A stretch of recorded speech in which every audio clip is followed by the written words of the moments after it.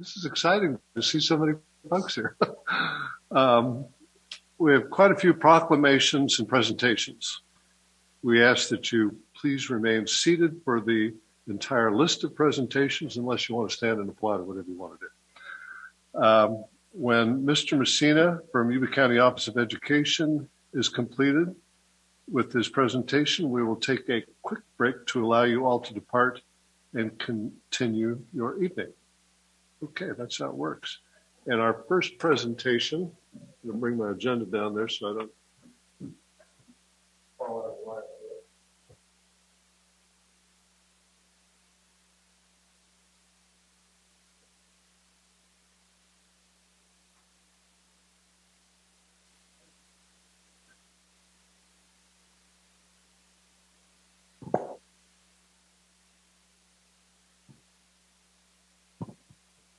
Test.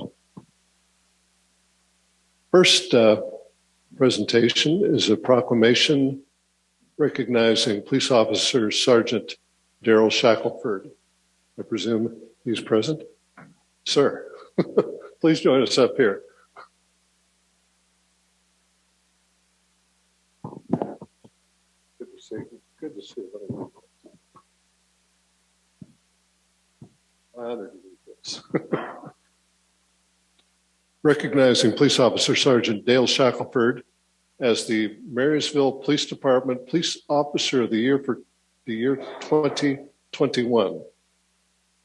Whereas Sergeant Dale Shackelford was born and raised in the Yuba-Sutter area. And whereas during high school, Sergeant Shackelford was the lead martial arts instructor for the Twin Cities Martial Arts Academy at the Gridley location. And whereas Sergeant Shackelford graduated from Lyndhurst High School in 2000 and enlisted in the U.S. Army. Thank you for your service. And whereas in 2003, Sergeant Shackelford was deployed to Iraq as part of the 4th Infantry Division, where he earned the Army Commendation Medal. While enlisted, he received numerous awards and commendations, including Soldier of the Month and Soldier of the Quarter recognitions. And whereas in 2006, Sergeant Shackelford enrolled in the Yuba College Police Academy. Prior to graduation, he was hired as a full-time deputy sheriff for Colusa County Sheriff's Office.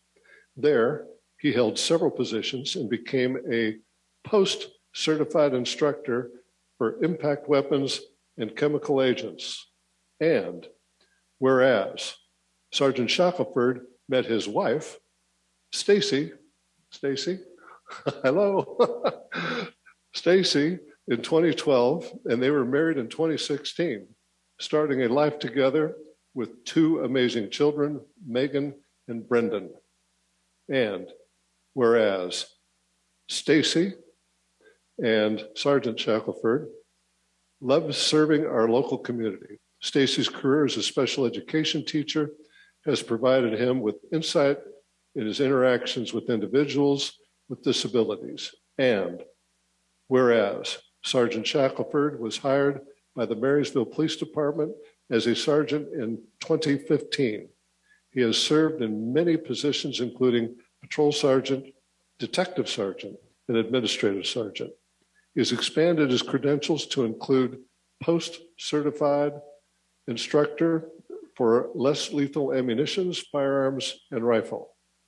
He earned a specialty certification from the Institute of Criminal Investigation for both homicide investigation and child abuse investigation. And whereas in 2017, Sergeant Shackelford earned a Bachelor of Science degree in Criminal Justice Management, and as a lifelong learner, he is pursuing a master's degree in Business Management.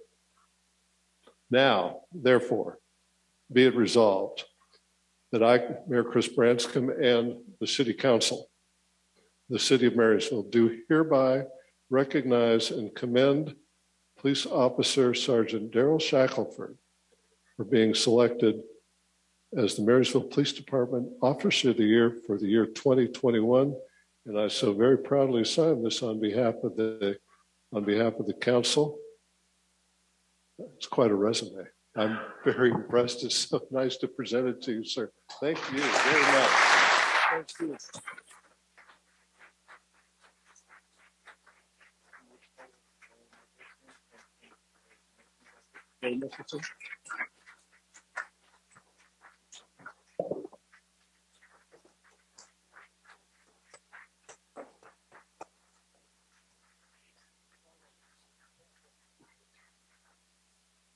And I believe we have a representative from Senator Nielsen's office here, Laura Nicholson. Hi, Laura.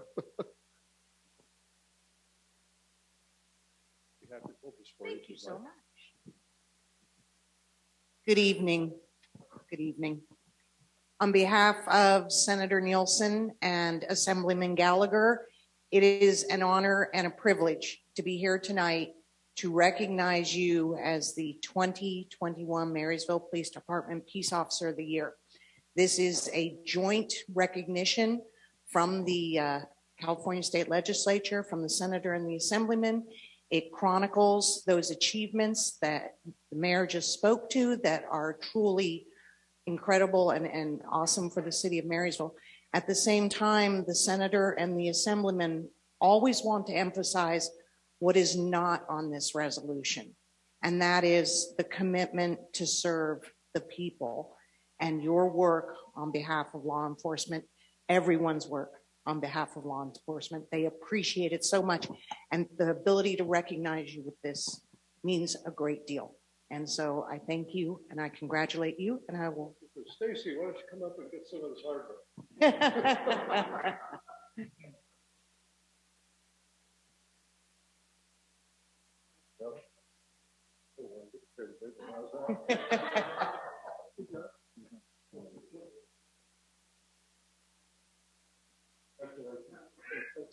I'm really honored to be part of this. Thank you. Congratulations.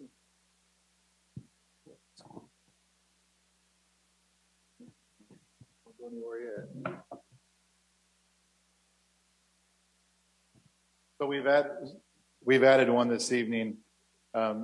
We always recognize all of our personnel for the great things that they do for the department and within the community, and highlight those at council. And with COVID and everything else, we've had, closed meetings and so on and so forth. And so this one's definitely noteworthy of bringing to everybody's attention.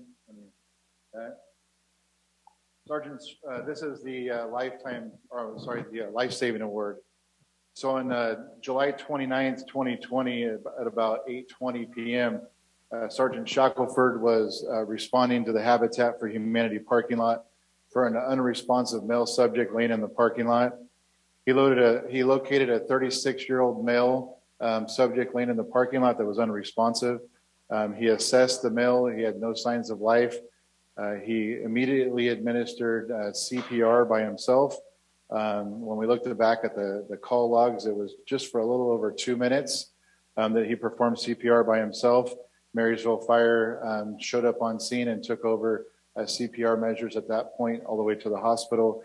And his quick actions, and we followed up on it with the hospital and fire staff, his quick actions in doing that CPR for 2 minutes saved that gentleman's life for him to still be living today. So on behalf of myself as the chief of police, our department, and the city, I commend you for your life-saving efforts for that gentleman and for your service to the city. And congratulations on Officer of the Year. That was a no-brainer for us. And as you can see, his jacket with all of his awards and medals, I mean, it shows that we're both the old guys here compared to everybody else you're going to see. But congratulations on all your achievements. I'm super proud of you. Thank you.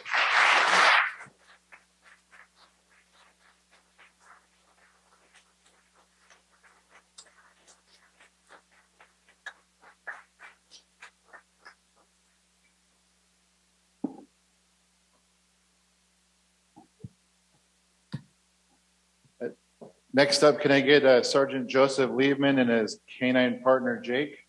Oh boy, I love this.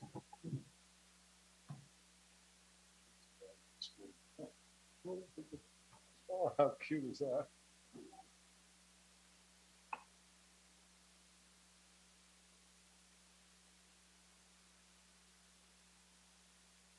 Not too long ago, we were saying hello to Jake, and tonight we're bidding him his retirement farewell. Jake was appointed to our department in September of 2015. We retired him on February 28th, 2022.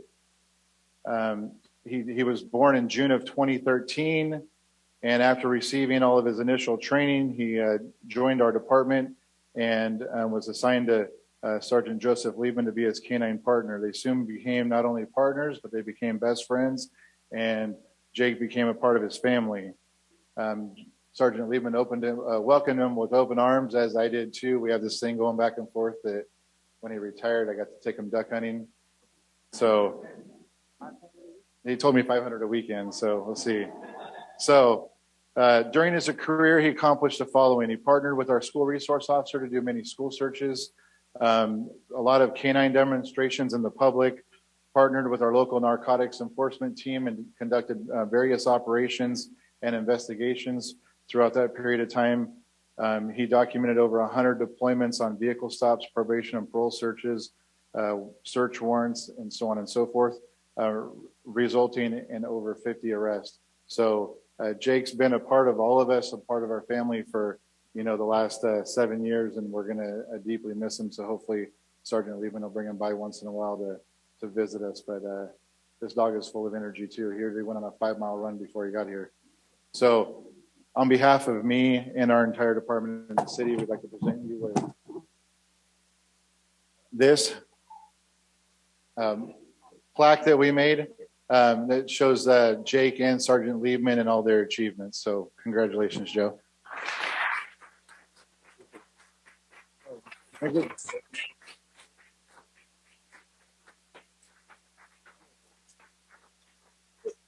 Jake.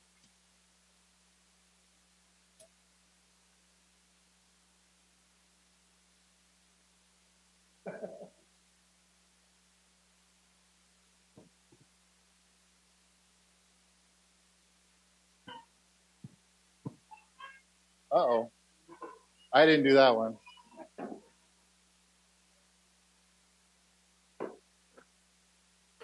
As I said earlier, with everything with COVID, we did our official swearing-ins, and then we were closed for a while. So now that we're back at it, we went through the list of personnel over the last year and a half, and we have 6 official swearing-ins. So we're going to do them all at the same time.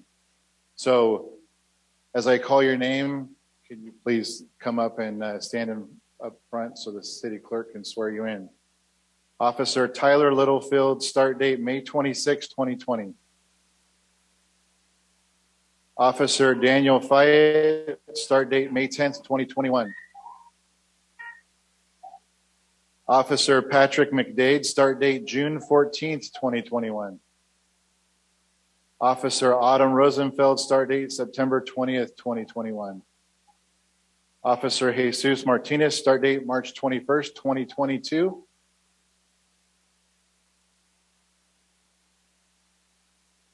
And fresh out, Tyler Mathieson, start date May 1st, 2022.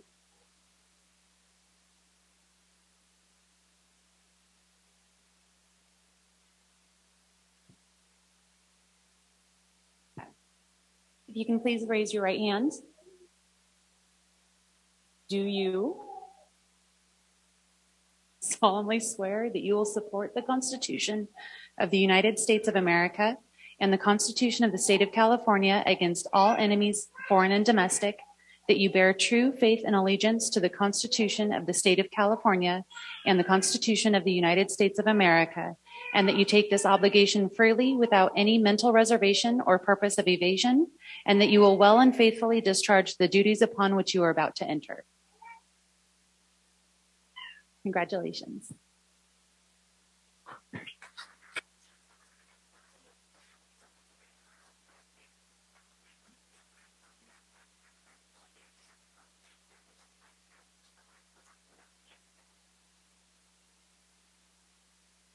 I know I said I'd keep it short and sweet, so I'll keep it short and sweet. 5 out of the 6 of you, I had the pleasure of teaching at the police academy and spending a lot of time with you guys out there, and then recruiting you guys to come to work for me. So you know, it started before you even came to work here, the bond that we got, you know, at the academy and everything else. So super proud of all of you. And I'm so excited you came from Elk Grove to us, Daniel. So you guys are a great asset to the entire organization. And I look forward to working with you guys every day, and just the smiles and the energy and everything that's going on, and all the arrests and how happy you guys are to come to work is just truly amazing. And that's definitely needed in the profession today. So I applaud you guys and thank you for choosing the city of Marysville. To pin their badges, can I get Zoe Littlefield, Morgan Fayette, Jim McDade, Robin Rosenfeld, and Helen Reyes? Put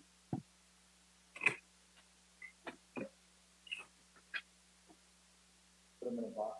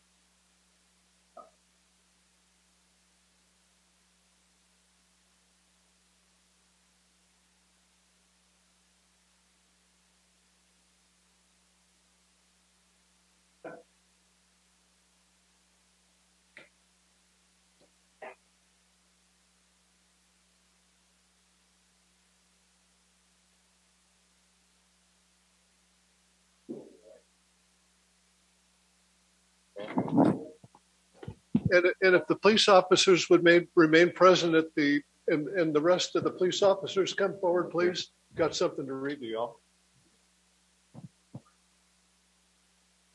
All of you in the back.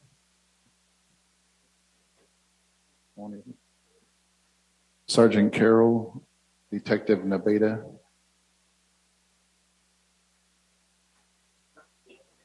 And Jake. Thanks, Chief.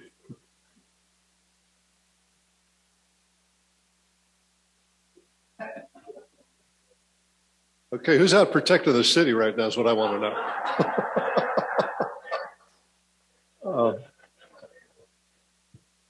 This is absolutely grand. This is my honor. Declaring the week of May 15 to 21, 2022 as National Police Week in the city of Marysville. Whereas in 1962, President John F. Kennedy proclaimed May 15th as National Peace Officers Day, and the calendar week in which May 15th falls as National Police Week. And whereas the members of the police department of the city of Marysville play an important role in preserving the rights and freedoms of the citizens of our community, and that's appreciated. And whereas it is important that all citizens know and understand the sacrifice, duties, and responsibilities of their police department, and that members of our department recognize their duty to serve the people by safeguarding life and property, protecting them against violence or disorder, and protecting the innocent against deception and the weak against oppression or intimidation. And whereas the City of Marysville urges citizens to join in commemorating law enforcement officers, past and present, who by their faithful and loyal devotion to their communities have established for themselves the rights and security of all citizens. Now, therefore, be it resolved that I, Mayor Chris Branscombe, and our City Council of the City of Marysville do hereby proclaim May 15th through May 21, 2022 as National Police Week in the city of Marysville. And I so proudly affix my signature to this. God bless you all. Thank you. God bless you all.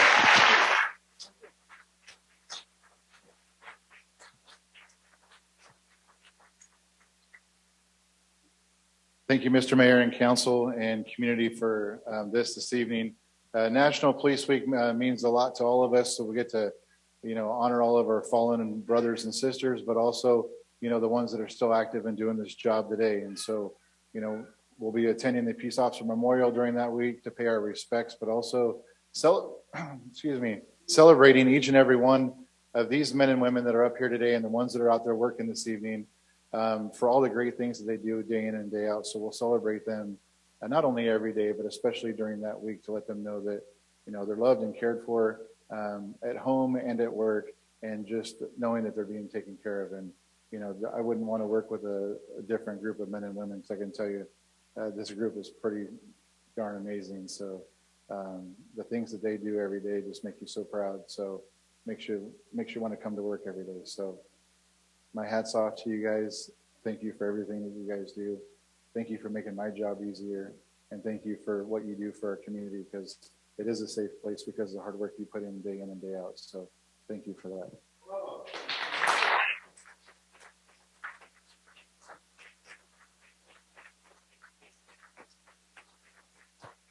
Thank you all. Thank you all.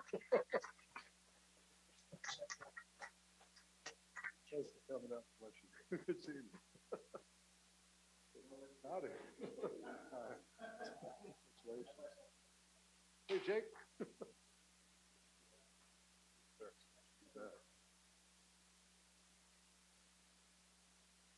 What a good-looking group of people, huh? Darn.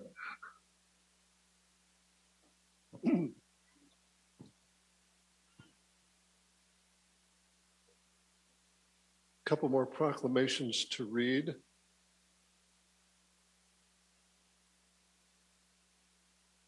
Public works are important. Streets, parks, storm drainage system, what have you. Public works are critical to the enjoyment of everyday life. It's the kind of thing you don't know how sweet the water is until the well runs dry. You don't know how good things are until something isn't working that you depend on. Declaring the week, this is a proclamation declaring the week of May 15 to 21, 2022 as National Public Works Appreciation Week in the city of Marysville. Now, Jim, do we have someone here? Oh, then excuse me, forgive me, but we must have some folks here from Public Works. Shame on me. You're the only, okay, come on. Don't be bashful.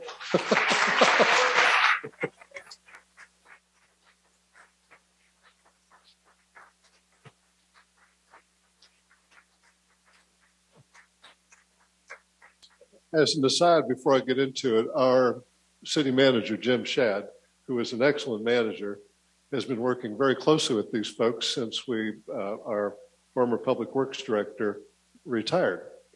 And he loves working with them. Doesn't want to give up the job. And I just hear nothing but wonderful things about all of you. I will continue. Thank you. Gentlemen, whereas public works professionals focus on infrastructure, emergency management, and services that are vital importance to sustainable and resilient communities and the public health, high quality of life, and well-being of the people of the city of Marysville. And whereas these infrastructures, facilities, and services could not be provided without the dedicated efforts of public work professionals who are federally mandated first responders, and the engineers, managers, and employees at all levels of government and the private sector who are responsible for rebuilding, improving, and protecting our nation's transportation, water supply, water treatment, solid waste systems, public buildings, and other structures and facilities essential to our citizens. And whereas it is in the public interest for the citizens, civic leaders, and children, we've got them here, of the City of Marysville to gain knowledge and maintain ongoing interest and understanding of the importance of public works, first responders, and public works programs in their respective communities. And whereas the year 2022 marks the 62nd annual National Public Works Week, sponsored by the American Public Works Association. Now, therefore, be it resolved that I, Mayor Chris Branscombe, and our City Council of the City of Marysville do hereby designate May 2015 to 21 of the year 2022 as National Public Works Week. I urge all citizens to join with representatives of the American Public Works Association and government agencies in activities, events, and ceremonies designed to pay tribute to our public works professionals, engineers, managers, and employees, and to recognize the substantial contribution they make to protecting our national health, safety, and quality of life. And I'm, again, very proud to put my signature to this on behalf of the city. Okay, one of you is going to be the spokesman. There you go. Thank you for everything, and thanks, guys, for everything you guys do every day. I appreciate it.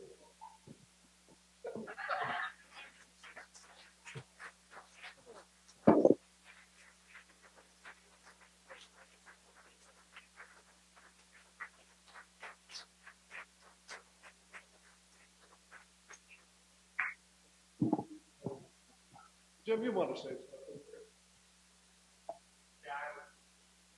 Concerned about Anthony's brevity there. So I just want to, I can't help it. I want to brag on these guys. There was something mentioned about you don't notice public works until something goes wrong. And so these are the guys, when the sewer backs up, they're the ones that come out to fix it.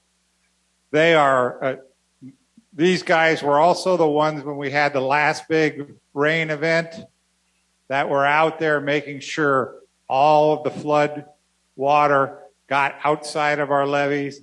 They worked all night doing that. They provided sandbags to various neighborhoods. So these are the guys that you rely on to get things done when things don't go so well. And so I'm very proud to have them up here and celebrate their efforts tonight. We've had a lot of success. It may not be evident to everybody if you haven't taken a walk by Ellis Lake lately, but I walked over to the lake the other day and I could see the bottom. It was in a 4-foot area, but I could see the bottom. I mean, no, that's an achievement. And these folks are really part of that. And it's been a team effort, a lot going on, and you all are so appreciated. Bless y'all. Thank you.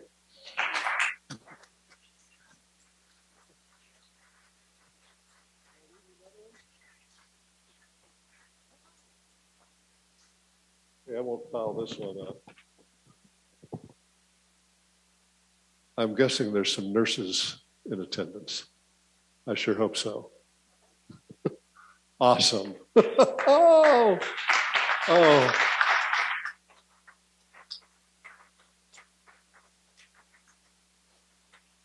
It's been a long time. I was in a real serious accident once. Nurses are angels. True.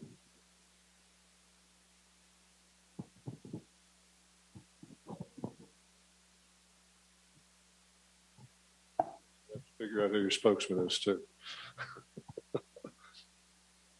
This is a proclamation declaring the week of May 6 to 12, 2022 as National Nurses Week in the City of Marysville. Whereas the nearly 3.1 million nurses in the United States comprise our nation's largest healthcare profession. And whereas the depth and breadth of the nursing profession meets the different and emerging healthcare needs of the American population in a wide range of settings. And whereas professional nursing has been demonstrated to be an indispensable component in the safety and quality of care of all patients. And whereas greater number of qualified nurses will be needed in the future to meet the increasingly complex needs of healthcare consumers in our community. And whereas the cost-effective, safe and quality healthcare services provided by nurses will be even more important component of the U.S. healthcare delivery system in the future. And whereas the American Nurses Association has declared that the week of May 6 to 12, 2022 as National Nurses Week, there's not a whereas in here for this, but you guys worked your tail off during the pandemic. You absolutely worked your tail up. I heard the stories. I mean, good for y'all, and we're all so fortunate. Now, therefore, be it resolved that I, Mayor Chris Branscombe, and the City Council of the City of Marysville do hereby proclaim May 6 to 12, 2022 as National Nurses Week in the City of Marysville. The City Council asks all of our residents to join us and honor the many nurses who you all represent, who care for all of us, not only during National Nurses Week, but at every opportunity throughout the year. And I'm so very proud to attach my signature on behalf of the city. Thank you so much. Do we have a spokesperson here? Good for you. I could see they're looking at me like, aren't you going to say something? So again, we're just a small representation of a huge number of nurses that provide care to the community. I know most of you saw we had multiple tents up. We've had a very challenging 2 years. I've been doing this a long time, 34 years. And by far, it was the most challenging 2 years we've ever faced. And we're just very proud of our team and the service that we're able to provide. And it's a privilege to take care of our community. Yeah.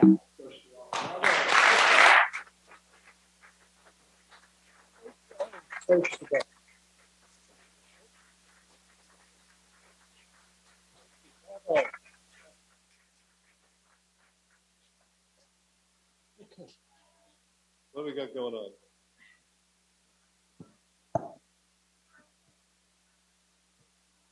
Someone's busy.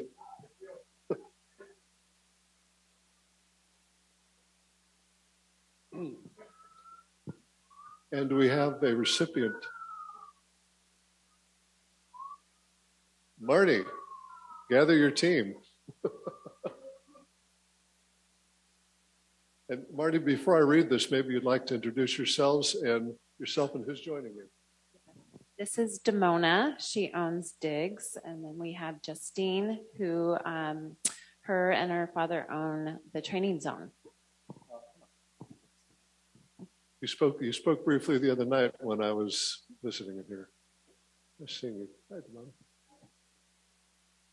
Okay, this is a proclamation honoring Small Business Week in the city of Marysville, declaring the week of May 1 to 7, 2022 as National Small Business Week. I spent most of my career assisting businesses in one way or another. First as a CPA, then as an attorney, then as a financier, and then later as an senior executive of a couple of technology companies. Small business is the lifeblood of this country. It is so vitally important to the health of the country, to employment, more people employed by a small business than all the large corporations thrown together. So very important. I'm so happy to honor y'all. Whereas America's progress has been driven by pioneers who think big, take risks, and work hard taking risks. Whereas from the storefront shops that anchor Main Street to the high-tech startups that keep America on the cutting edge, small businesses are the backbone of our economy and the cornerstones of our nation's promise. And whereas small business owners and Main Street businesses have energy and a passion for what they do, and whereas when we support small business, jobs are created and local communities preserve their unique culture. And whereas this country's 30 million small businesses create nearly 2 out of 3 jobs in our economy. We cannot resolve ourselves to create jobs and spur economic growth in America without discussing ways to support our entrepreneurs. And whereas it is the collaborative mission of the city working in partnership with the Yuba-Sutter Chamber of Commerce, Ms. Marty, and other organizations to help our businesses grow and thrive. And whereas the City of Marysville appreciates the support provided to our small businesses by the Yuba-Sutter Chamber of Commerce and other organizations, and whereas the President of the United States has proclaimed National Small Business Week every year since 1963 to highlight the programs and services available to entrepreneurs through the United States Small Business Administration and other government agencies, and whereas the City of Marysville supports and joins in the national effort to help America's small businesses do what they do best: grow their businesses, create jobs, and ensure that our communities remain as vibrant as they are today. And I must say, these are three excellent representatives of small business. I don't know you so well, but I know your business, and successful, terrific people. Now, therefore, be it resolved that I, Mayor Chris Branscombe, and the City Council of the City of Marysville do hereby proclaim May 1st through May 7th, 2022 as National Small Business Week in the City of Marysville. And I proudly affix my signature and probably want something to say. Okay.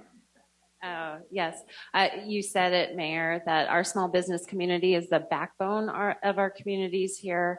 And they bring the richness and culture to our community, and they drive our economy. And I have had the distinct pleasure of working with so many of our small businesses in the community. And it has been an absolute pleasure. And I know that you guys have worked incredibly hard, especially during COVID, just trying to keep your businesses running. And so it is just an honor to be up here this evening and to recognize our small business community and all that you bring to our community. So thank you very much. And I want to say thank you to the council and to the City of Marysville for all that you do to support our local small business community as well. Just as a little couplet to all that, I have seen so many people start small businesses and risk everything they own, give all the time they can get out of their body, and it's really noteworthy and admirable, and I'm so happy to be here honoring small business. Bless you all. Thank you.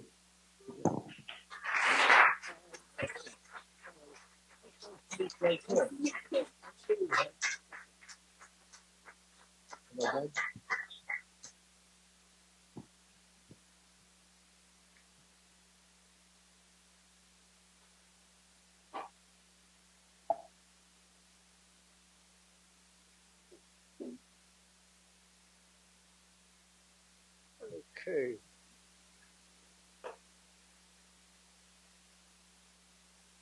Francisco, are you here somewhere? There you are. Hi.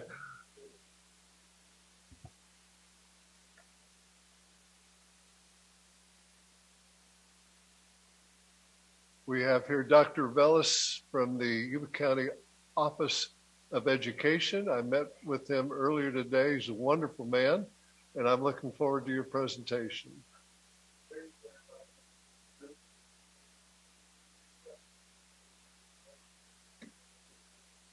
Thank you very much. Here we go.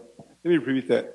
Mayor Branscombe, members of the City Council, Chief Sachs, our brothers and sisters in law enforcement, we extend our support, our love, and certainly, our respect. Thank you for the opportunity. You know, we have a common interest, ladies and gentlemen. I am the Yuba County Superintendent of Schools. Our common interest is our love for our children. That binds us all. Mayor Branscombe, I want to underscore the fact that you spent a lot of quality time with us today. We were honored to have you on my team. We spent about an hour and a half, and we're talking about that commonality, our love for our children. We have a lot. A while back, I was talking to a group of teachers, a lot of teachers, and I asked them all, how many of you say, my children? Stand up. How many think stood up? All of them did. And yet I said to them, but be careful. They may give them to you. The point is this, is that our children belong to all of us. And again, Mayor Branscombe, that was underscored today by the love that I heard in your voice for our children, for what we're doing. And certainly that goes across to all the City Council. Their security, their education. We have just a few minutes here. I want to introduce my colleague, Amy, but before I do that, all of you have a description of what we do. Many questions are asked, what do you do at the county office? As I shared with the mayor today, if you all saw the movie Wizard of Oz, we are the people behind the curtain. And there's a lot of responsibilities. I won't go into those. Those are contained right here. But suffice to say, I'd like to read a just short statement here that really clarifies what we do. There's more information here, and I'd like to ask Amy to join me up here. 13,000 children. That is the reason the Yuba County Office of Education exists. We have a critical responsibility and duty to serve all children. We are working to ensure safe and healthy schools, quality services for the county's most at-need special education children, physical support and guidance for districts, viable career technical opportunities, and effective regional emergency planning. You can see it's pretty widespread what we do, from Office of Emergency Planning to education to safety special education. The county superintendent of schools has plenary authority to visit, monitor, audit, and provide advisory guidance to school governing boards to ensure compliance with all laws and regulations pertaining to effective schools. And finally, indeed, my core belief is that the quality of education in Yuba County must reflect the same fundamental values and aspirations that have shaped our American representative democracy. I truly mean that, ladies and gentlemen. That is not a political statement. That's why we're here. That is the American way. As children grow, learn, and assert their rights as informed citizens, our nation is strengthened, energized, and better prepared to embrace the children. Mayor Braska, members of the City Council, we are honored you gave us this opportunity. I'd like to invite now my colleague, Ms. Amy Nor, to join me. Hi, Mayor Branscombe, City Council members, Amy Nor, Community Engagement and Emergency Response Administrator at the Yuba County Office of Education. I do not like having my back to the audience, so I apologize for that. Okay, how about you? As we were meeting here tonight, you know, a lot of people don't understand what the role of the county office is. And so we did bring some pamphlets here, so please feel free to grab that. That is just a snapshot of our role and what we do. It does not include everything. And next we'll have my colleague Brendan Messina up here who will explain his programs, which are quite fascinating, and they provide a great service to our community. But one thing I wanted to share, especially as we sat here tonight and honored so many in our community, I was at a conference in Southern California a couple years ago, and they had a lot of vendors there, and one is from Catapult system that we use throughout Yuba County. And as I was there, I introduced myself. Yes, I'm Amy from Yuba County Office of Education, and we love, you know, the Catapult system, and it's been so instrumental. For those of you who aren't aware of that, it is a way to get out if there's an emergency right away to administrators, to law enforcement. Everybody's hands on deck when that call for help goes out. And they said, Yuba County, you guys are so lucky. And we knew that. I know that. But they said, your law enforcement up there is one of the best in California.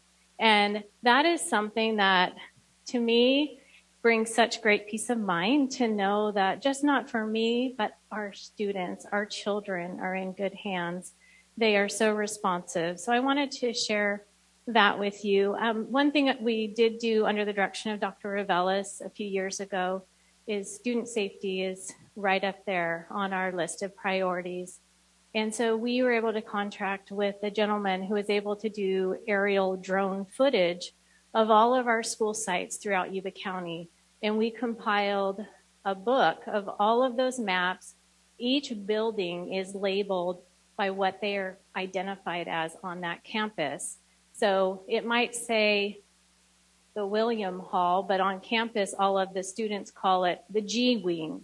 So we labeled it what it is most referenced to. So those were distributed not only to our school districts, but to law enforcement. So they have access to that information in the event that we do have an emergency. So anyway, that's just a little piece of some of the things that we do.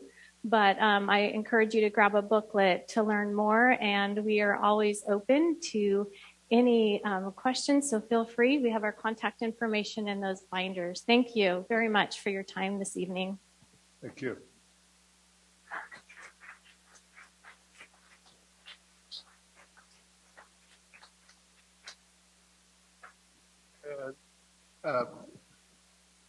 Dr. Revelis, do we have, is Brendan Messina going to be making a presentation?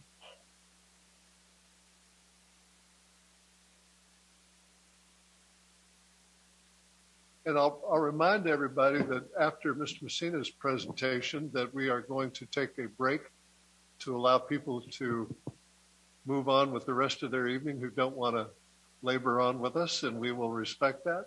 And I don't want to keep all the joy to myself of being able to shake hands with the police officers, public work people, nurses, and small business folks. I'm hoping we can maybe mill around and my colleagues will have a chance to thank you personally as well. Anyway, please proceed. Good evening. My name is Bobby Abold, and I'm the Assistant Superintendent of Educational Services and Instruction with Yuba County Office of Education. No, I'm not Brenda Messina, so the agenda tricked you there. But I am honored to be here tonight.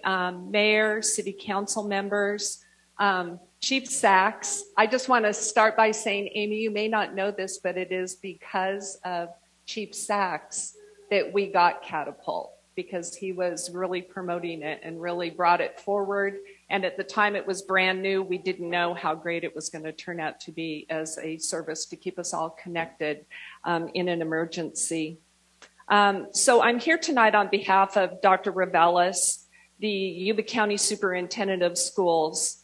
I'd like to thank you all for allowing us to partner with you on the Proposition 64 grant. It has really given us the opportunity to provide solutions to address some of the most significant challenges that are facing our youth and families in Yuba County. Tonight seems to be have a theme of amazing teams. And I'm honored to be part of Dr. Revelis's team and the big Yuba County Office of Education team. I don't live in Yuba County. I travel 72 miles a day for 12 years. That tells you what an amazing team we have here in the city of Marysville and the county of Yuba. And I agree, when I work at the state level, I hear about how great we are in Yuba County, doing things that other counties and other cities cannot accomplish. So thank you to all of you to help to make that happen. I have my amazing team here, the Youth Advocacy Department. Brenda Messina is the Youth Advocate Coordinator, Greg Ferguson, one of our prevention assistants, and Katie Ferguson, a prevention specialist. So I'm going to hand this over to Brendan, and he's going to take you through one of our great programs. Thank you. Sorry, I always like to do a mic check first. Thank you, council members, mayor, Chief Sachs, good to see you. And the community, I think this is an awesome opportunity for everyone to see what we have available to the community as well. So in 2020, we received the Proposition 64 grant, which is a large sum of funding. It was out of the marijuana tax, so the aim is to combat the legalization of marijuana for underage use. And we've done some really great things. So I'm just going to take you through some of those outcomes of all the amazing programs that we've been able to do with this partnership through the city of Marysville. Thank you. So we were able to fund 3 programs. The first program is Positive Family Support Program, the Youth Recreation Program, and the Community Advocacy and for Family Education. So the Positive Family Support Program, just a brief overview, really it's marijuana education, prevention, and awareness, right? Not only just the side effects or the brain development, but really going into those root causes. Why are kids getting bored, smoking marijuana underage, or having access to marijuana? Katie, sorry, I should have said this first. Katie Patterson is my prevention specialist. She's part of our amazing team at YCOE, and she really implements this marijuana service. So the marijuana service, the Positive Family Support, it's really broken down into 3 tiers. The first tier, we do tiers in education.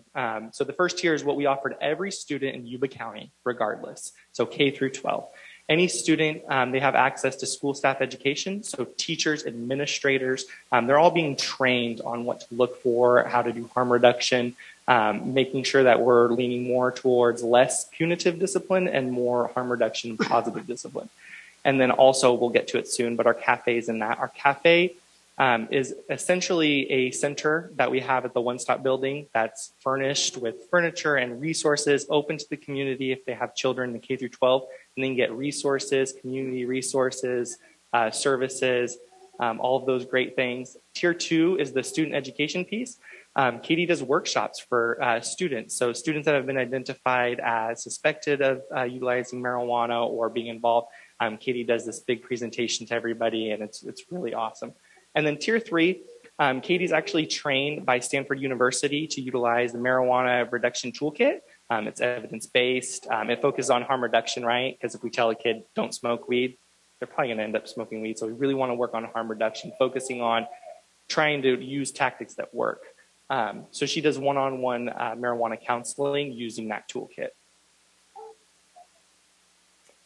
So I want to give you guys kind of some numbers, because I could talk here all day what they are, but really visualize these are the students that we've impacted with this PFS program, students that are here in Marysville. So tier 1, that school education piece, 10 educational courses have been provided to all, to Marysville Joint District, County Office of Education, charter schools. That tier 1, 30 youth have been served in multiple capacities. The one I really want to focus on is that tier 3, very intensive 10-week marijuana counseling. 25 students just in the year that we've been here have been served, and 9 of them have successfully completed the program and have not gotten back into that program. And that's a really great number. And then the tier 2 service, the student education, the workshops, 43 youth have been served. What's really great about this is our local districts, rather than suspension or expulsion, keeping that on their permanent record if they want to go to a CSU or UC, we can utilize this program. If they complete the program, then that won't be on their record. They'll do that in lieu of that discipline model. Awesome. So we like to combine programs. I'll try to make it brief, but Prop 64 was a very, very good amount of money, as some of you know. So we have a youth recreation program. This is another one that we're really proud of. So the youth recreation program is really pro-social activities, educational opportunities, workshops, and outdoor education for the city of Marysville. So what does that look like? So pro-social activities, educational camps, community resources, community connections. Sorry, one more. There we go. So what does that look like? So physical activities, your sports camps. We did a fishing program. Thank you so much, Public Works, for working on the lake. We really appreciate that. We've had kids out there, and they see the work that you guys are doing, so we really appreciate that. But outdoor education, right? We do a little bit of survival education, outdoor education, science.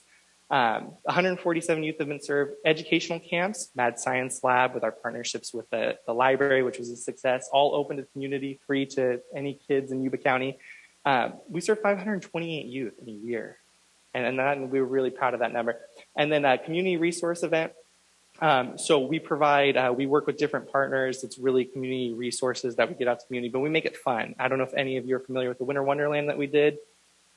Luckily, law enforcement was almost called, but we didn't get that. We did a good job directing traffic. But 1,500 families and youth served in those events, connecting them to basic necessities and resources in the community to divert them to sustainability, right? That's amazing. And then creating connections, 13 programs and events. Those are all the programs that we've done, sports camps, educational activities, science camps, all those great things. And then last, but surely not least, is the cafe. So the cafe is that resource, that center, that centralized location where families can come in and get some of the support that they need for childcare, parenting classes, connection to resources, social services, all those great things. And this is what it looks like. We take a road crowd. Anyone wants to come visit, we're at the One Stop to have a look. It's open to the community. It's awesome. We have a staff there. And really, when families come in, we do a basic assessment of what their need is. And then we just try to be the navigator to connect them to that service, to work on sustainability or beyond that, whatever the family is needing in that moment, right? And that's really important to the families that we serve. Some of those things, because context, putting in context with Dr. Ravella's vision for YCOE, a lot of people may ask, what does this have to do with the county office? So beyond education, really that system of a whole for youth and connecting the family to resources, you've got to have your basic needs met. Maslow's hierarchy, right? That basic source. If you don't have food, shelter, water, clothing, how are you going to get to school, right? And that's really important. And we are willing to provide that here. And those are some of the great things that we do at the cafe. And then here's our contact information. If you guys have any questions, comments, or want to check it out, or even the community ever wants to check it out, we are more than happy to accept visitors, and we really appreciate your time. Thank you, Mr. Messina. Thank you.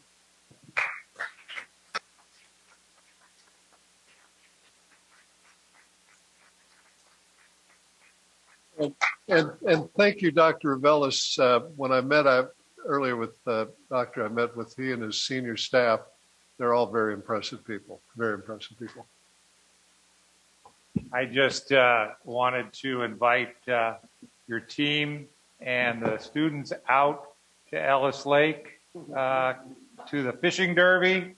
I know that Greg is interested in teaching the young ones to fish, and don't forget, any carp they catch, we pay $1 an inch.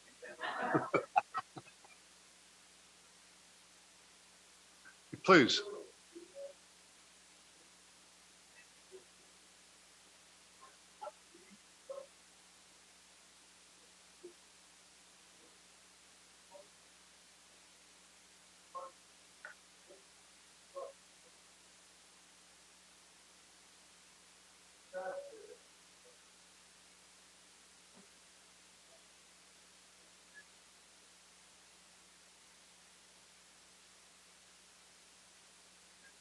Thank you. And we are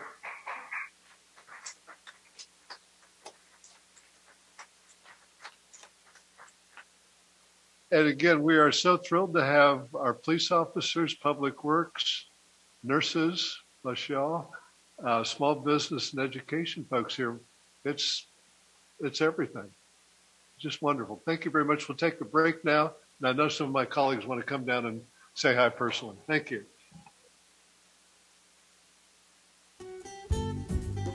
Yuba-Sutter.live's local government live streams are presented by Plumas Lake Self-Storage in Plumas Lake, where lifelong local residents are helping other residents keep things safe, providing indoor storage units, outdoor RV and vehicle parking,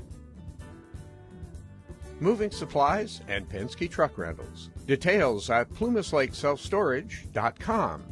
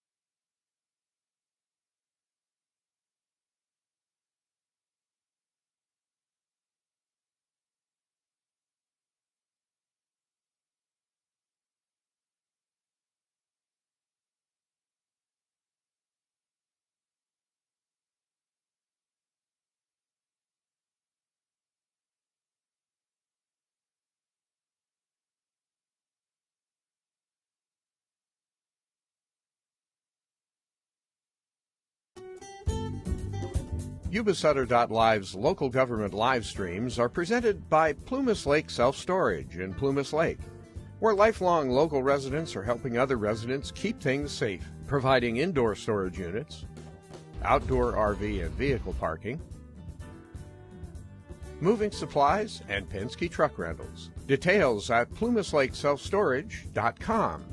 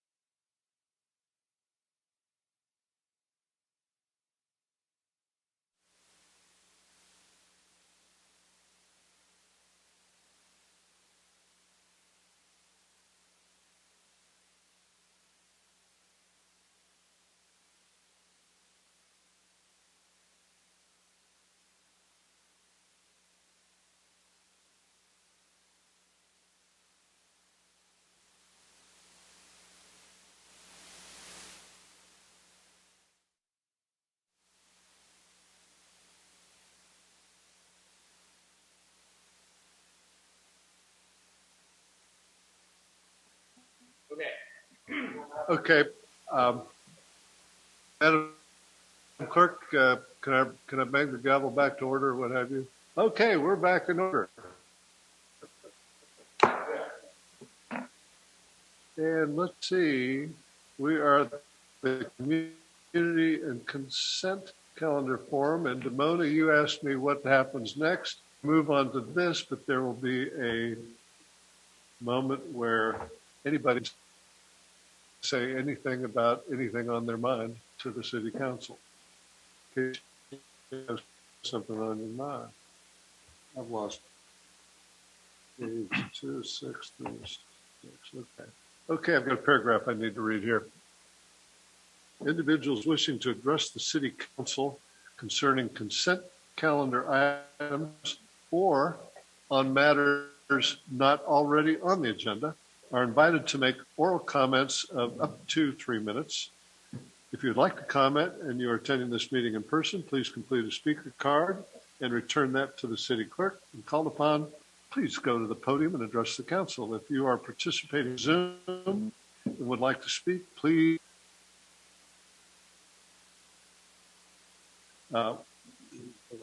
raise your hand because unmuted and you can address the council.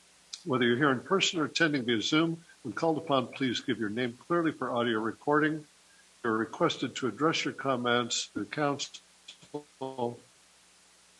and not to the audience. By state law, the council is not permitted to undertake on any item not appearing on the posted agenda, but we will listen. If you have any documentation you'd like to be distributed to the council, please mail it to City Clerk, 526 C Street, Marysville, and 501.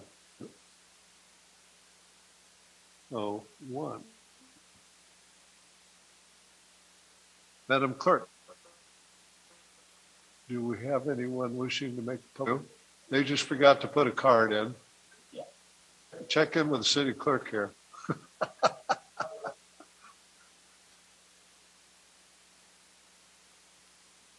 Good evening, ladies and gentlemen, and Richard Lim. I've lived in this community for a very long time. Anyway, one of my worst things is speaking to people in the public, and most of you I know I'm supposed to. Richard, do you need that? Do you need to wear that mask right there because it's kind of hard to hear you? Thank you. I have a feeling.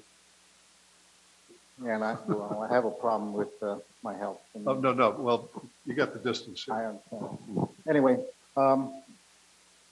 the item which I'd like to talk about, or not talk about, and present in a later date, is the sign.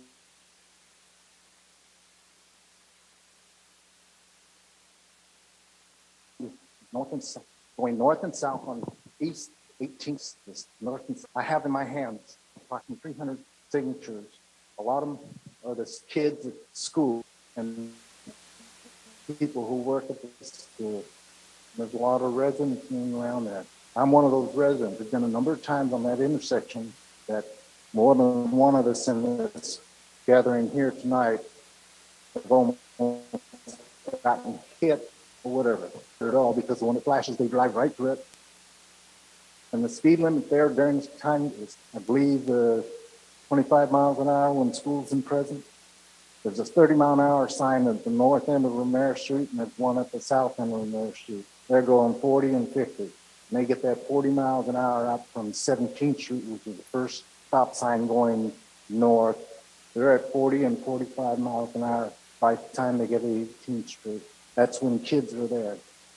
Anyway, as I was saying, I will present these petitions and more names to the City Council, and for some kind of action if possible. Anyway, ladies and gentlemen, thank you. Richard, I understand you wanted to bring this to the attention of the council.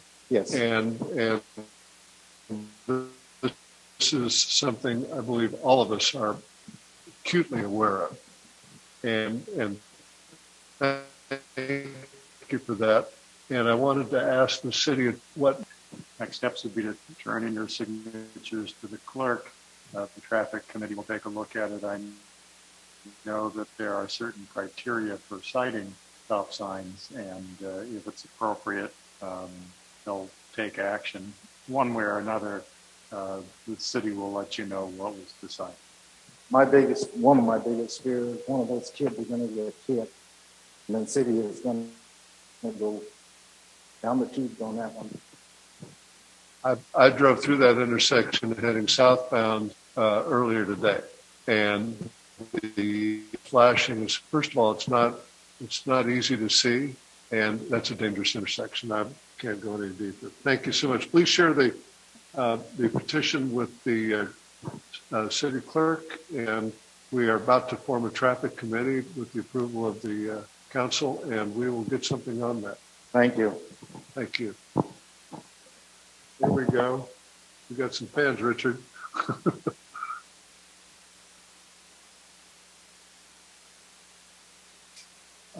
Madam Clerk, any other speakers? I don't think so. I don't believe so. Thank you, ma'am. Okay, now we'll go to the consent calendar, and all matters on the consent agenda are considered routine and are therefore approved by one motion unless a council member or the city manager first requests that a matter be removed from the consent agenda for separate discussion and action. What is the will of the council? I'd like to mention to move to approve. Second. Motion and all in favor? Aye. Aye. That's unanimous, Madam Clerk. Okay, now I have to read another paragraph as we go into the discussion and action calendar. All matters in this section of the agenda are discussed and will be acted on individually. Members of the public may request to speak on any of the items for up to 3 minutes when called upon for public comment. If you would like to comment, you're attending this meeting in person. That's you. Please complete a speaker card and return that to the city clerk. When called upon, please go to the podium to address the council. If you are participating via Zoom and would like to speak, please raise your hand via Zoom. When you are called upon by the city clerk, you'll be unmuted and you can address the council. Whether you're here in person or attending via Zoom, when called upon, please give your name clearly. For recording, if you have any documentation you'd like distributed to council, please mail it to City Clerk at 526 C Street, Marysville, 901. The first item is a blight research assignment to the city attorney. And I'll speak to this and you can add what you think is appropriate, city manager. We have had a discussion at a previous meeting about the burden that blighted buildings place on the city. And there are all too obvious examples, prominent in the sense they're hard to miss examples in the city. And I've done some research, and there are communities around the country that are doing something about this by way of a blight or vacancy tax.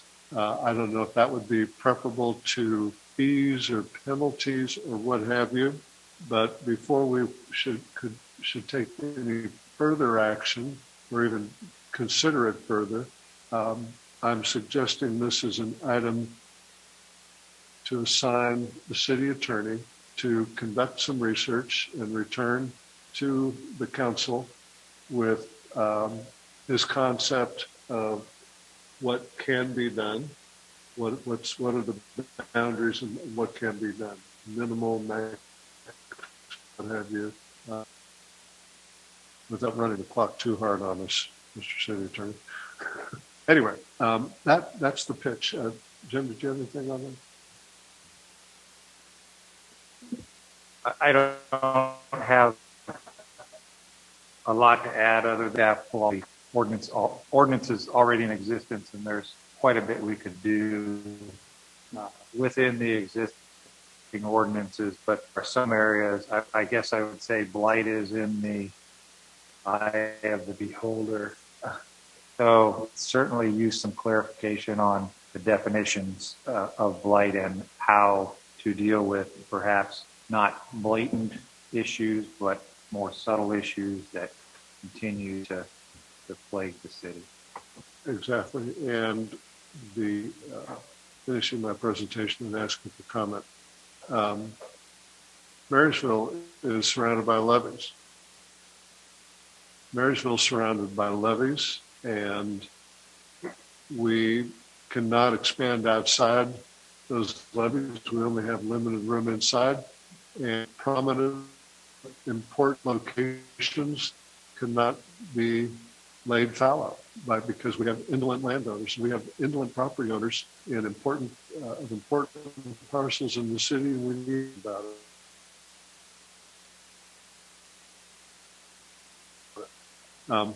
Is there any other comment or questions from members of the council? Mr. Vice Mayor. Not so much comment directly towards that, but a question. And we have been out in force doing things, correct, Jim? At this point, we have started and something. I know we and the chief could speak to this, but we are consistent warning and citing for blight.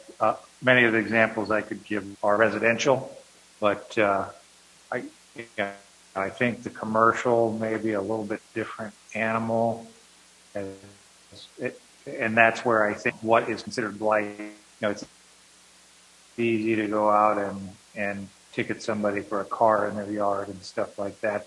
But when buildings are decaying, what represents an offense that would be, we'd have the ability to cite. So I think we could do some more work there, but we have to have a clear-cut ordinance as to what that is. And I totally agree with that. Okay.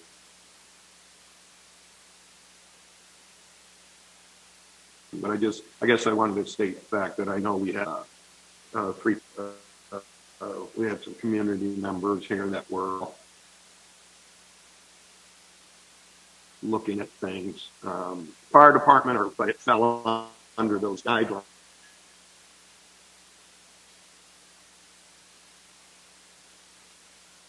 So I think the big thing is making sure when we do this, we're hitting the right trail with it. I will say this much. I called Chris. I don't know where you pass it if it was fire, but it got taken care of. I know we've been consistently out enforcing, but the challenge is the volume of the blight we see. Chief Sachs and I just got a letter, and some other folks got it on multiple issues in the residential area of East Marysville. And so that process takes time to go out there and warn them, cite them, and then eventually collect on that citation. And we have just limited staff to do so. Any other comments?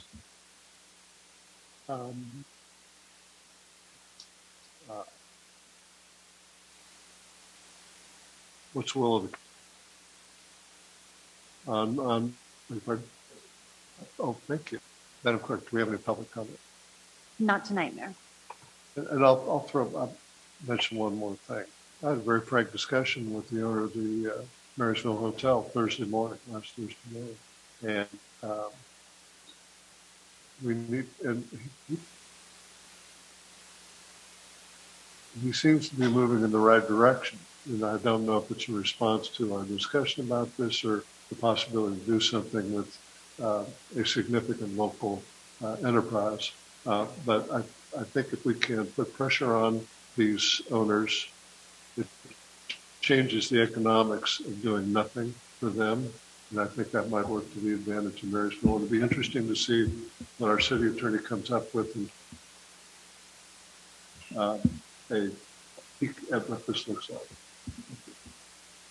I would like to say something. I know that residentially, blight issues which are already defined within our ordinances, are being, and the statistics look favorable, really.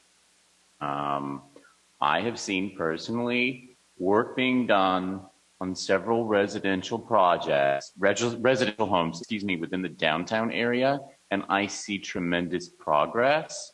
And it's going to be slow moving, but if there is progress, that's, favorable.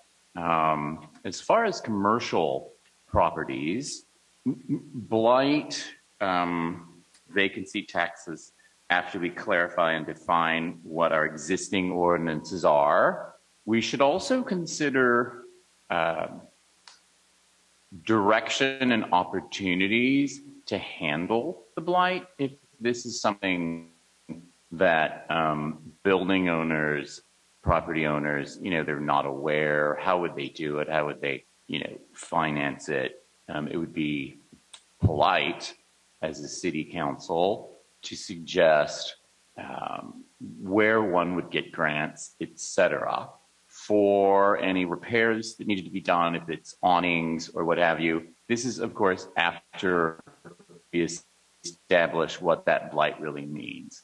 Of course, at the end of the day, the reason we are doing this is so that there will be more commercial properties available in order to improve economic prosperity in the community and also provide housing that will attract more people to the community, more businesses, et cetera, and for safety purposes. And I think we all know that. But before we aggressively go after blight, we should find a way of suggesting alternatives, et cetera. Coming from me, that would be great. I know it's extra work, but I would like to see how that could be done. Different cities, of course, as you know, have taken on and defined blight. I can think of Washington, D.C., a completely different situation, but these were entire communities that had been burned out and abandoned. And, we don't have that issue here. Ours is a unique situation, and we have to address it, very sensitively, in my opinion. Thank you. Chair. Go ahead. Go ahead. You already had your chance. Well, I only had one part that should maybe be mentioned before you even go on. What actually are we making a decision on here? We're making the decision is to give an assignment to city attorney to survey the range of options that could be available to the city of Marysville to deal with blight in the way of taxes, penalties, or other encouragement. Okay. Sir. Jokingly at the beginning of the conversation, you made reference to council, don't run the clock too much on us, but no, but in all seriousness though, with the assignment, should we put a parameter on it, a time frame parameter, 40 hours or 20 hours, whatever you think you would need, but that way there's a check-in time or a, time frame. I have a monthly retainer of 50 hours with the city. And monthly. Right. And I usually stay within that. I still had 8 hours to burn. And so I think the city, if you just give me a little time, I can put it over on 2 months. It may not be another penny beyond the regular thing. Fair enough. Yeah, that's fine. If I got to drop everything, you'll see, right. So. Well, I knew there was specific times per month, and I wanted to be conscientious of that. Yeah, so, no, I'm satisfied with that. Yeah, that's good. Give me 2 months, and I unless you have 5-hour-long council meetings every week. No, that's fine, and taking that amount of time is fine. What we want to do is keep this issue in the air, so that the owners of these properties, and we want to reach out to those who may not be aware. For example, I don't think the owner of the State Theater lives locally. They may not have any idea what's going on, and that there's emerging, or at least the appearance of emerging pressure to do something.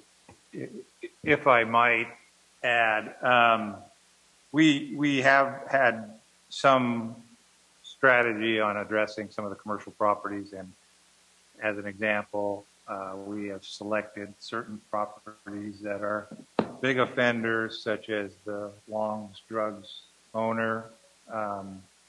We have also approached the owner of the Marysville Hotel, and we have a list of, I think it's 10 offenders, including the State Theater, that we intend to approach, and if we haven't already, and forewarn them that the citations will be coming if they don't clean that up.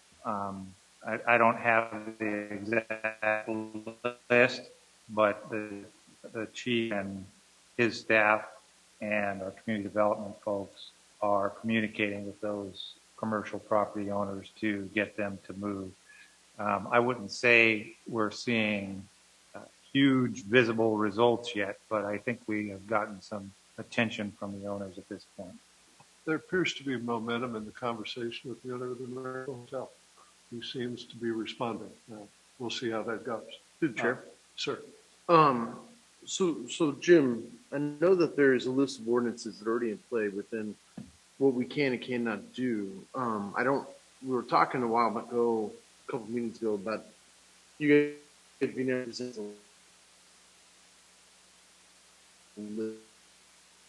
list of what those things you could do, just so we can have an idea of once they are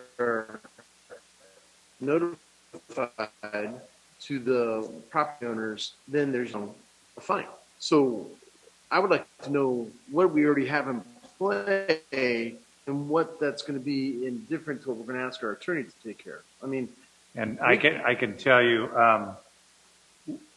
I believe I sent an email out to everyone with the various sections of code that would cover that, but we could certainly summarize that. It sounds like that's what. Yeah, I did get the email. I did read it, and after about 10 minutes of code, it's a lot of code. My brain turned so off. And as an example, that's what our staff is working on when we look at CVS or the Long's Drug Store. Sure.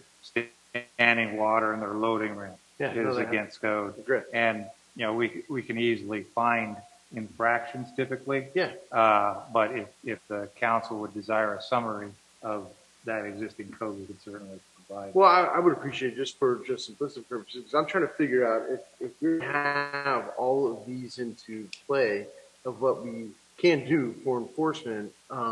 It's always about its enforcement. Just having staff to go and do said enforcement and so forth. Are we going to be redundant by asking our city attorney to do something beyond that? Is where I'm kind of just trying to figure out our base right now. I'm going to defer the chief after I say one thing. What I see, there's some cut and dry stuff, so we can deal with the blatant offenders. Where I think we struggle is more with what Council Member Gilchrist mentioned, just deferred maintenance on buildings that's not necessarily a violation, but just looks terrible. Awnings that are tattered, stuff like that. So how do we address those types of things if we want to get that far? As far as, I think we got plenty of stuff to write up with the existing ordinances, but if we're going to deal with that downtown area particularly, and lack of aesthetic repairs to the building, that's where we'll struggle. And I'll let the chief speak. I think he can expound upon that. On the commercial side of things, we've already sent out several notices on the commercial front. So with CVS, Marysville Hotel, we just got correspondence back from Marysville Hotel. They are going to start construction this week. So they wanted some close patrols while they start doing some construction to allow some access doors so they can move equipment in and out of the building to start doing some rehab and cleanup on the inside. So they're making progress, which is good. At least there's some forward momentum. We had the Habitat for Humanity project with the toilets and the bathtubs and stuff where, I went down there on a weekend and got rid of them all with, Say Love and Habitat personnel to get rid of those. The budget as you drive into the city of Marysville, hotel on the left-hand side, third. So we've abated vehicles this week. So we're working with those property owners to clean up that property. The State Theater was another one. He was not very happy when he got the letter. However, there was a good conversation that took place. And so it looks like that we're going to get some forward momentum with getting that cleaned up with him, and our staff's working with him on that. Additionally, Performance Automotive was another one with all the vehicles in the back and out parked out in front, just visually the aesthetic to the communities and removal of all their stuff. And they've made a lot of progress in the back. There's been a couple fires there, but Andrew has been working with them. Our staff's been working with them. We've taken code enforcement down. Our team with our code enforcement officer with Andrew from fire and Victor from our building contractor has gone out with us as well to some of the downtown businesses in D Street that have been identified for some of those problems and issues that we're having with either the buildings, deteriorating or falling apart or not having the proper distances with property that's being stored there. So we are working with them. Usually it's an initial contact and we're giving them a verbal notification, and then it's followed up by the letter of, they got so many days, where the meat and potatoes is kind of not there, because we can cite them and we do that part of it, or we send them a fine. But right now in the books, it's $100 fine. So we're doing all this work, we're doing all this outreach, we're doing this stuff with them. We're hoping that they're starting to be a partner to clean it up, and we're seeing some of those. But for the ones that don't, and they pass that deadline and they don't show any more progress, it's $100 fine. And then the second fine within a 1 year period is $200. And so there's not really any teeth for it. They'll keep paying that fine, because I keep hearing that some of the property owners that own a lot of those properties that are vacant are using them for tax purposes, and they don't intend to do anything else with them. So unless we get some teeth behind some of those ordinances that are already in place to either stiffen the penalty, or we come up with another idea that the city attorney comes up with to give us a little bit more teeth or a little bit more consequence to go after the ones that aren't going to work with us, then I think that's where it holds it for us to be able to hold their feet to the fire and bring them to the table realistically to make those changes. But we are seeing positive change. When we go out there, we're telling them about not only are we telling them about how bad it looks, but we're telling them all the good things that are happening in the city and all the development that's happening. And do they want their property to not look good when all this development's coming in and making the city look better? And do they want to be a part of the growth, or do they want to be a part of that solution? Right? So we've turned that tide around with them. And so they've been working on all that stuff. A majority of them, we only have it back from a little few, but we'll get across to them sooner or later. So we're pretty excited about the momentum that we're making, but you're always going to have a few that are just going to bucket a little bit, and we just need a little bit stiffer consequences to help bring them to the finish line. Response. Thank you, Chief. I appreciate that. I'm fully aware of what all of our city departments are working forward to some of these issues: police, fire, public works, and so forth. And it's a good thing to see. You might have just answered the biggest part of my question there, understanding how the ordinances work. I didn't understand the timeline. I think you just explained that it's $100 initial, then after so many months, it's another $100 initial, and then within 12 months, it's possibly a third $100. So within 12 months, it's only $300. Yeah. And then eventually, any sort of ordinance, any sort of fine that goes out, I know can be put a lien against the properties if we choose to pay for that through everything and so forth. So I was just it's a 12-month process for only $300, and that's the meat you're talking about. And that's residential only, not necessarily commercial. No, commercial, we did it with the Nakagawa building with our city attorney and one other property, but it did take us quite some time and a lot of documentation. And then we brought it to the city attorney, but then we're paying those extra fees to our city attorney. Sure. Right? And he's going to court on our behalf to file the liens and judgments and stuff against said property. You know, that's putting fences around those properties and not allowing access and stuff like that. So it does take, I mean, there is a process that we've established with our city attorney that after so many violations and they're not, you know, they're to a certain point, we get him involved and then, or his office involved,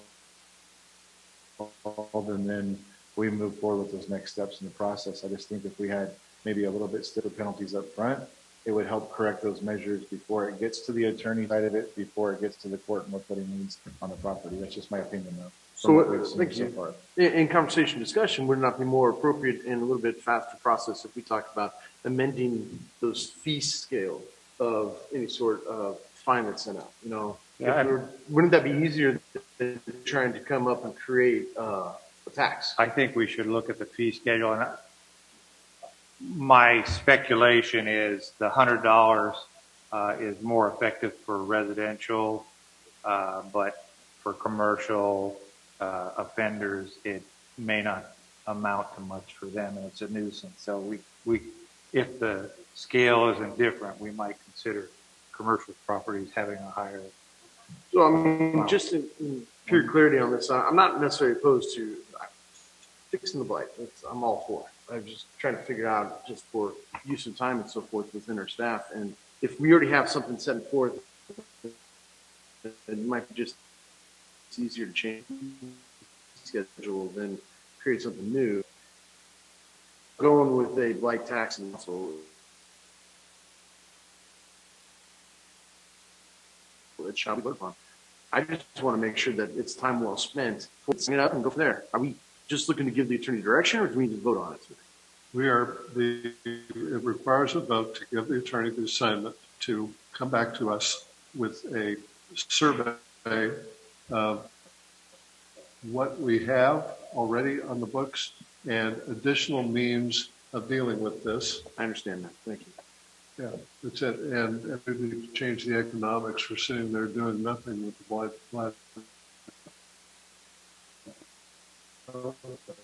And it'll take something, a significant change. It won't be radical. And just talking about it has caused movement with the owner of the Marysville Hotel. He's been very responsive. I don't know what the next win, and if the idea is that they understand the economics of owning that thing and not doing anything to benefit the property is going to cost them. It's going to affect the economics of owning the building. They'll do something. The way you presented it in your last reiteration of what you're trying to do, and I'm just going in that group. No more comments on it. Will of the council. I'm sorry. I just want to get one clarification from the chief. Your comment on the Marysville Hotel in their construction, have they taken out use permits, building permits, anything? Or they're just asking to help get access to start cleaning up? Because even those would require probably a permit, any use permit. The roads. Yeah. So just curious how.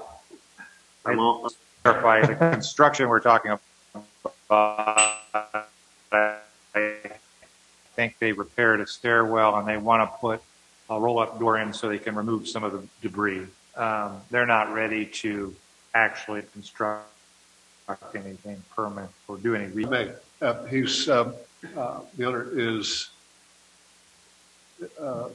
exploring means of buying the materials in advance, because supply chain things, if you start a construction project and you run out of the supply chain, starting and stopping projects is expensive. So when we chatted with him last Friday morning, he was actively talking about his plans to stage materials both within the hotel, and he's looking at another property he owns as a place to stage materials so that he would have enough materials to where he knows once he started working, it would continue and be an efficient construction project, which I thought was encouraging. But what I saw when we toured the place, which was promising, was just debris and, frankly, bird feces. They were piling that up and cleaning it out, which is a good start. I think the door is just access so that they can get in there and remove debris. And I thought they had filed for that permit. Is that correct, Christina? And Was that a yes? hopefully we'll move everything along as quickly as we can for their project. Okay. I'm going to call the question. Roll the council. We have a motion. A motion to approve it as you presented it, Mayor. Thank you, sir. We have a second. I'll second it. Motion and second. All in favor? Aye. Aye. Madam Clerk, that was unanimous. Did you want to run? We're going to get the real city attorney in there.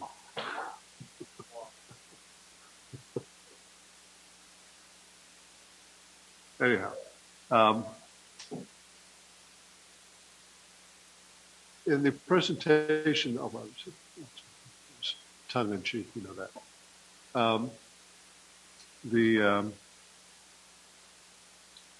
Each year, the financial statements of the city of Marysville are reviewed and audited, and an opinion is expressed on the fairness of the presentation of the financial statements by an independent certified public accountant.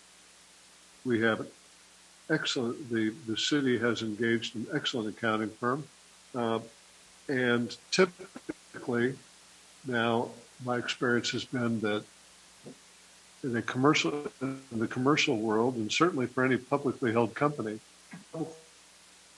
the SEC requires that there be an independent audit committee on the board of directors here at the city council.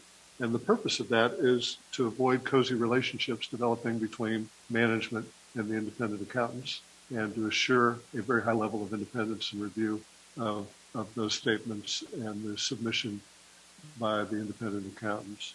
The vice mayor and I served that role informally in this last presentation, and I thought it might be appropriate to suggest that we form an audit committee. It would be a full-time committee, and the only time they would meet would be at the beginning, typically the only time they meet, would be at the beginning of the audit engagement to review the audit engagement and oversee the contract for the delivery of those services.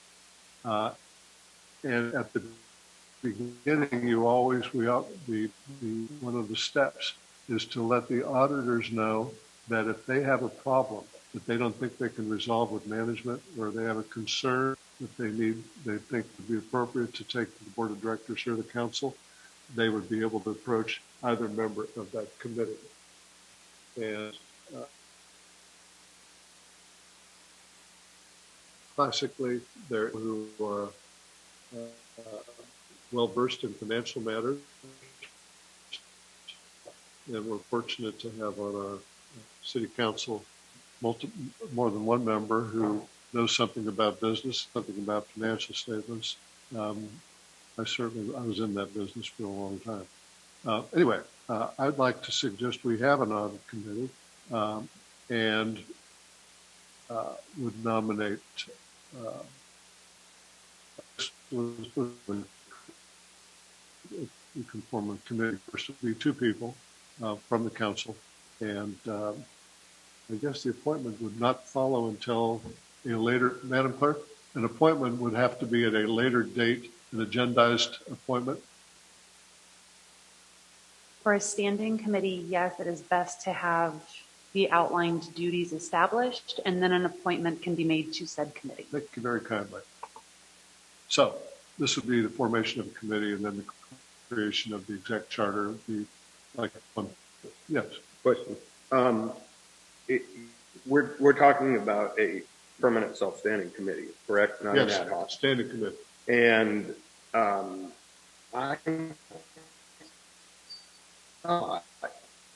based on how Nicole said we need to proceed, I thought we had an audit committee. We haven't been using it, but I thought we had this in place so we could Yes, no? So it has only been previously talked about. I believe the financial committee has maybe dabbled in the audit process, but this Okay. being completely separate from all other financials. So it was probably from a financial committee. Okay. Okay. So yeah, it's not going to be a huge burden on members of the council who have to sit on the committee, but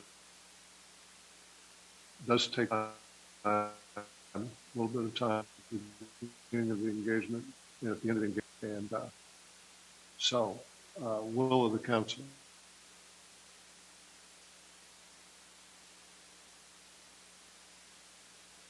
I have a lot of excitement on this one, do we? I'll make a motion to approve. Thank you, sir. And I'll second. We have a second. All in favor? Aye. Unanimous, Madam Clerk. Thank you. Okay. We are aware of the traffic problem in Marysville, and I think certainly the three of us who campaigned recently, and I presume the other gentlemen on the council have spoken with a number of our constituents about the problems of traffic, and we see them every day.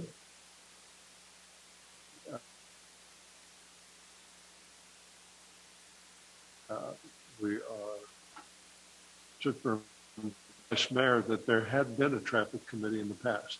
Madam Clerk, do you know if that's still a standing committee, just unmanned or unpersoned? That is exactly it. No appointments have been made for this calendar year. Oh, we do have a traffic committee, but no one's on it. This particular standing committee is traffic and parking. The new committee could dabble or travel. So we have a traffic and parking committee? Correct. And we have assigned personnel? You chose not to appoint to that committee. Well, I didn't choose not to appoint. Anyway. So no one was appointed. Okay, so why don't we put that up on the next agenda for appointment? Thank you. Go ahead. There is actually on tonight's agenda, should you so choose, to appoint for that committee committee. Appointments. Look what you did. Okay. Thank you. Traffic committee, and we can ask volunteers on that. Next would be a Caltrans litigation committee. Yes, sir. To the chair, on that, if we can go back to that Please. topic on the traffic and parking. I'd like to bring up a proposal in addition to traffic and parking that maybe we add roads. Absolutely. All kind of in the same category, traffic, parking, roads, or streets, you might say. I think Do we have a streets I think we committee? could fairly interpret the portfolio for that committee to include roads. Mm-hmm. How can you talk about traffic without roads, right? Right. Yeah. Okay. We'll choose to interpret it that way, and that. Great. And I'll be asking for volunteers later. Yeah. Did you have a comment? No. I did have just a quick comment, or not comment, but clarification on both the audit and traffic committee. Who will be developing the charter or the description of what those committees are going to be doing if they're not already like staff to develop that? I think that would be wonderful. Audit committee, you can go anywhere and find a model charter for an audit committee. They are easy to find and usually done in one paragraph, sometimes in 5 pages. But there are charters available, sample charters for audit committees. I think for a traffic, roads, and parking committee, that it could be simply defined as being responsible for dealing with all matters related to traffic, parking, and roads. And if there's discretion, then pin them down any more specifically than that. Because once you start getting specific, you get too specific, anything you leave out, it's presumed you meant to leave it out. So I think leave it to broad discretion. Please. I'd like to ask the city attorney if it would be appropriate to have the traffic or circulation committee tied in or in tandem with the general plan traffic circulation element. So we would advise on that. Of course, there would be public input, but because that is one of the elements, that is the second element in the general plan, be updated, would this committee, this traffic and parking and roads committee, which is circulation, would that be a part of that? Would that be appropriate? My question for the city attorney. Well, I think it's probably appropriate. I'm not sure what the verbiage of the traffic committee charter says at this point, but I certainly don't think it's inappropriate to. I would suggest to the members of that committee to explore that option as a potential amendment to the charter. But I'd start off with a simple charter, anything to do, which could be that all matters related to roads and parking. We did a very simple charter for the Recreation Development Committee, and I could envision something similar to that. Thank you. Confused. I thought we already have a traffic and parks committee, so that something's already created. You just got to amend roads onto that. I don't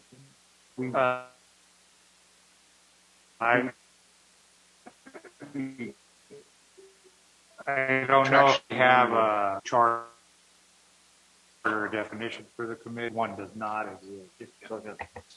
Next would be an ad hoc committee. We have to vote on it. The traffic, roads, and parking committee with the agenda as outlined in this discussion. Let's roll the council. So moved. You have motion. Clarification. Are we making a new one, or are we just augmenting the old one? I'm no. That's getting technical. If we have one, we are amending it. If we don't have one, we're creating one. I don't know exactly what the status. Council, I would suggest that we would amend the existing committee and add the word streets or roads or something to that effect. I'll second that. Okay, we've got a motion. To the chair. Second, as the chair. I just want to say, I know we have one because I was on it. Okay. So we're reiterating it. If it's overkill, I apologize. The traffic, parking, and roads committee, does that sound reasonable? All matters relating thereto. A motion stands. I second it as it's amended. All in favor? Aye. Madam Clerk, that sounded unanimous. The next is a Caltrans litigation committee. Without going into details, the pace is quickening on the pending litigation. And I thought it appropriate, so that we can stay well on top of this, that we have an ad hoc committee during the pendency of the litigation with Caltrans to pay particular and close attention to all developments in real time, as much as possible. And Madam Clerk, when there's an ad hoc, we would actually then we would name that we would make the appointments for that. Okay. So the idea would be the appointment of a committee to deal with this. Mayor, you can actually appoint right now tonight. Correct. So I could, part of the suggestion. I've discussed this with the vice mayor, and the idea would be that the vice mayor and I would serve on this ad hoc committee and pay particular attention to the negotiations, the issues, and serve as a vehicle for bringing additional eyes on the matter when we come together in closed session, so that there is a broader scope of inputs for the balance of the council. It's not preempting our attorneys. It's not preempting our man. But I've been on boards where there was significant litigation involved, and ad hoc committees were formed to cast closer eyes on the progress. And I would suggest that we have this ad hoc committee during the presidency, and the ad hoc committee consists of the vice mayor and myself. Any discussion? Questions? Mr. Vice Mayor, you might want to comment. Yeah, just the mayor and I have discussed this. I think it's just to, more than anything, get the information more up to date than having to wait for an announced closed session. I think is the big thing. Jim and I briefly discussed it also, and so I can support going forward with this. It may turn out to be unnecessary because it depends on the pace, but this thing may drag on for 6 months,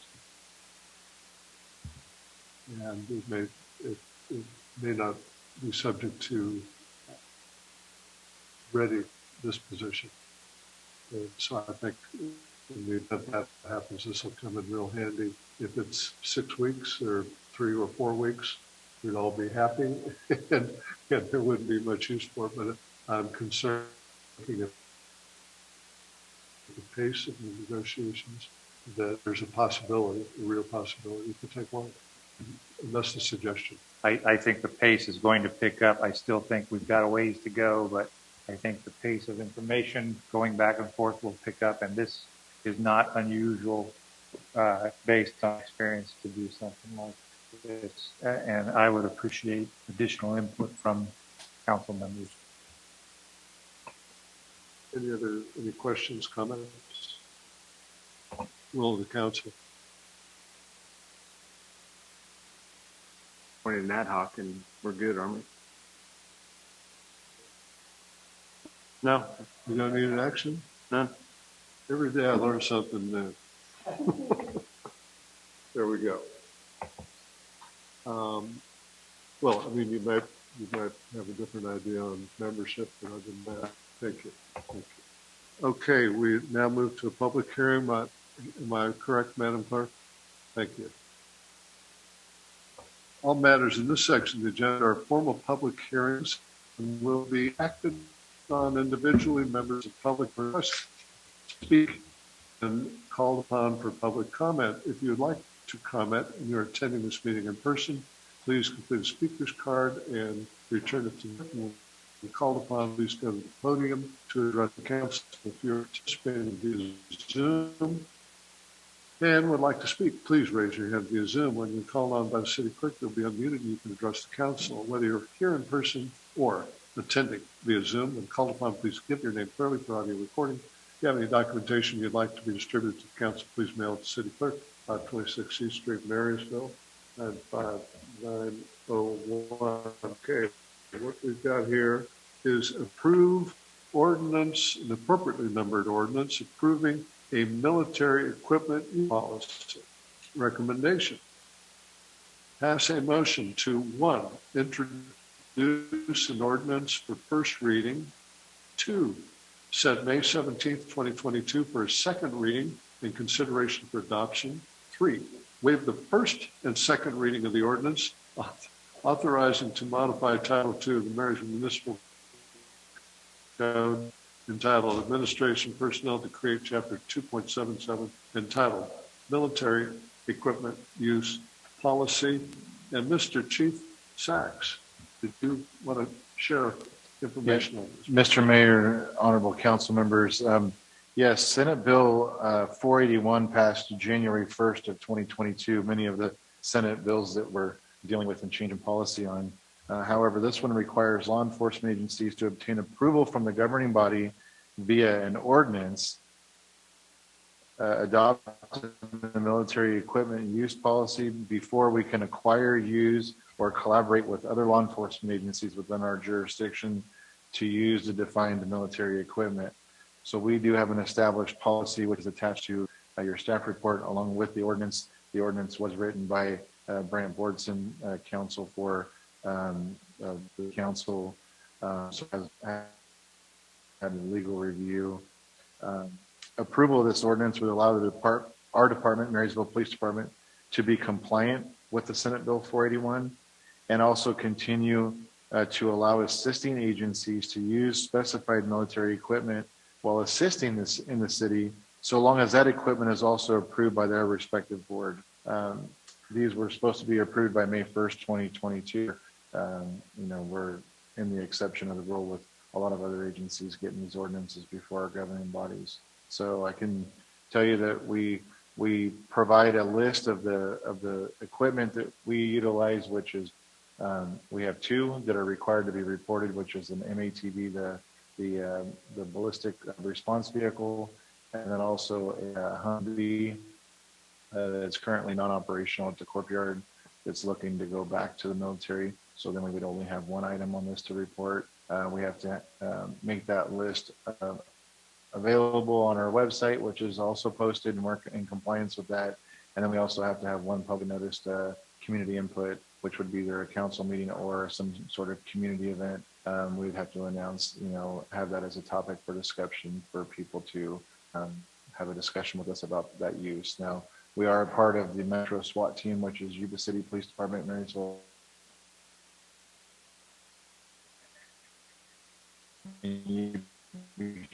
County Sheriff, and they have required military equipment such as drones. This ordinance allows those agencies, since we're a multi-jurisdictional team, to come together and bring that equipment, and usually in the event that we have a SWAT call out and for them to assist on a mutual aid. So I'd be happy to answer any other questions you have.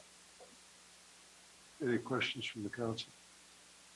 Just a comment, because I think at first sight this sounds a little scary to a lot of people, although we know it's following the state. I think so the public would be aware, we have very few mention of this type of equipment, and any of it that we were to get would have come to the council for approval for the funding anyway, correct? Correct. So as we move forward, any equipment that we would go to the military to acquire that is required to be reported under the Senate bill, the Senate Bill 481 has a specific listing of equipment that needs to be reported or approved by a governing body. So in the event that we were wanting to acquire any of the equipment on that list, we would need to first come forth before City Council, get approval to acquire and use that equipment as we move forward. Thanks for the clarification. I wanted to make sure the public understood that. Thank you, sir. And I might be paraphrasing, I don't mean to be repetitive here. So the state requires we adopt an ordinance that complies with state guidance. Is that correct? Correct. And so if something, you have a Humvee and an MRAP, is that it? Yeah, well, it's like an MRAP, but it's an MATV. It's just a smaller one. Yeah, okay, I understand. Okay, thank you. That's my question. Any other questions? Hearing none, will the council make a motion to approve? First, we have a first, we have a second. I'll second it. Oh, wait, public comment. Forgive me. Time out. Public hearing. I need to read the steps here. Okay, staff presents any presentations. Okay, the public hearing is now open. Do we have public comment, Madam Clerk? We do not, but thank you, Mayor. I wouldn't have missed that for the world. Okay, the public hearing is now. Well, thank you. To the chair, I just would like to make a statement before please we vote, and then I'll be prepared to vote. But I'm always leery when a governing body wants to know what you have in your backyard, your gun safe, etc. Whether it's from one governing body to another governing body, Amen. It's still concerning. Nonetheless, that's all I wanted to say. Okay, let's see. Now I can ask, what's the will of the council? Motion to approve. We have a motion to approve Second. and a second. All in favor? Aye. Madam Clerk, that is unanimous. Okay, committee. I'd be pleased to serve on the Audit Committee. I've got a lot of experience in that field, but if two other people wanted to kick me off, I could live with that. And what I'm making committee appointments, and right now I'm polling. Madam Clerk, what's your concern? I'm a little concerned. I thought earlier we had said that that particular standing committee, since it did not exist prior to tonight, would have to we be cannot appoint that one appointed until later. next time. So I apologize. I was actually out for the preparation of this agenda. We can appoint to the Caltrans litigation only tonight. I got it. However, 2 years from now, I will know all the rules. But right now, okay, thank you for your guidance. Can we appoint for the traffic committee? yes, because the motion to amend the current description point to that tonight. And did I understand that Councilman Belzy might be interested in that committee? Okay, do you want to nominate a co-member or Have a volunteer as a co-member? this would be traffic, This is for parking, the and traffic, roads, parking, and no streets. matters relating there too. Okay, So you would, there's 2 volunteers for it. you can only have 2. Flip a coin. So I've done a lot of work on the traffic circulation with the city of Marysville. I'm open if you want. Yeah, Fifth Street, et cetera. Okay. And Stuart would be on that committee. And they are appointed. Councilman Bells and Councilman Gilchrist.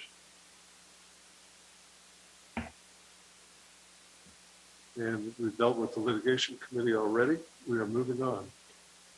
Committee reports. Speaking of committees, Councilman Belza.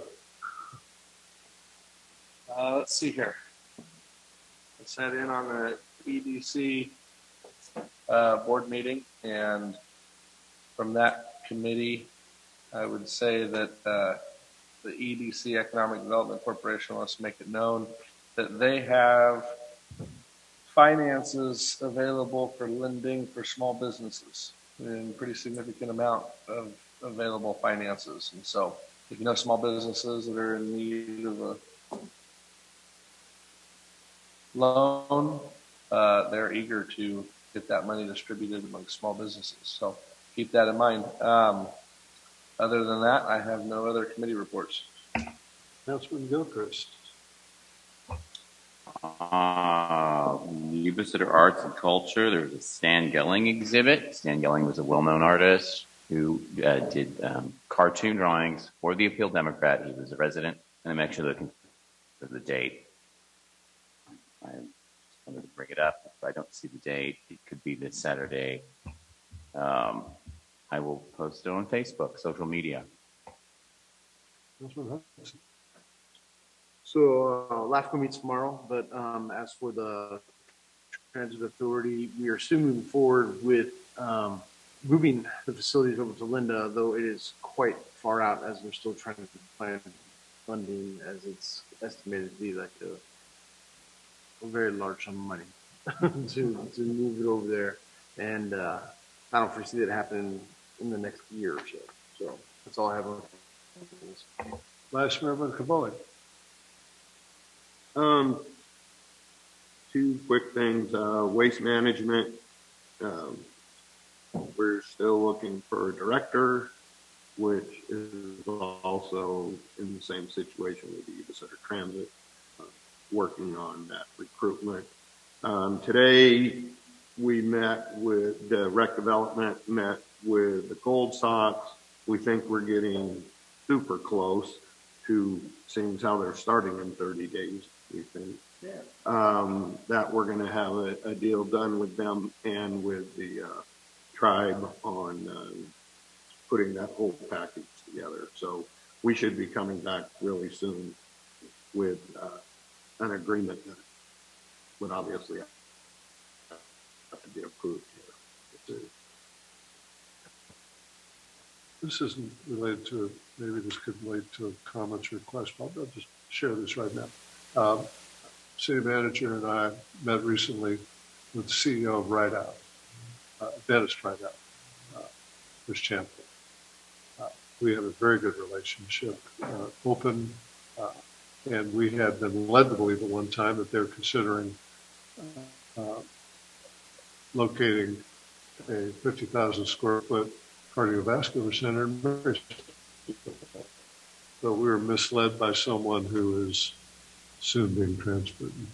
It's unfortunate because expectations were created, but there was nothing to them. But we did have a conversation with them in real time. When we learned that, we also had a conversation about their desire to have a sobering center located perhaps in Marysville. And I think, if I recall correctly, Mr. City Manager, my response was, well, if we can get a cardiovascular center, we might consider it. Otherwise, we would not want that. And I made the point that Marysville appears to be, by most everyone I know, the center, a collection point or a magnet point somehow of services for the more difficult portion of the homeless community. That portion who many believe are plagued by alcohol, drugs, mental illness, or some combination thereof. And we were assured that anybody brought there would be offered a ride back to where they came from in case they came from outside the jurisdiction. But I'm sure, they roll out of this hospital, they're 3 blocks from the liquor store and all kinds of services. And it would seem like it would add to the problem we have with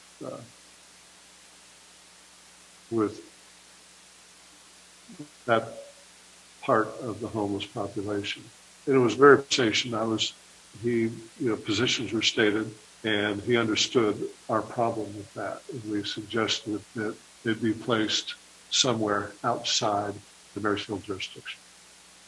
We've got enough services for the homeless folks.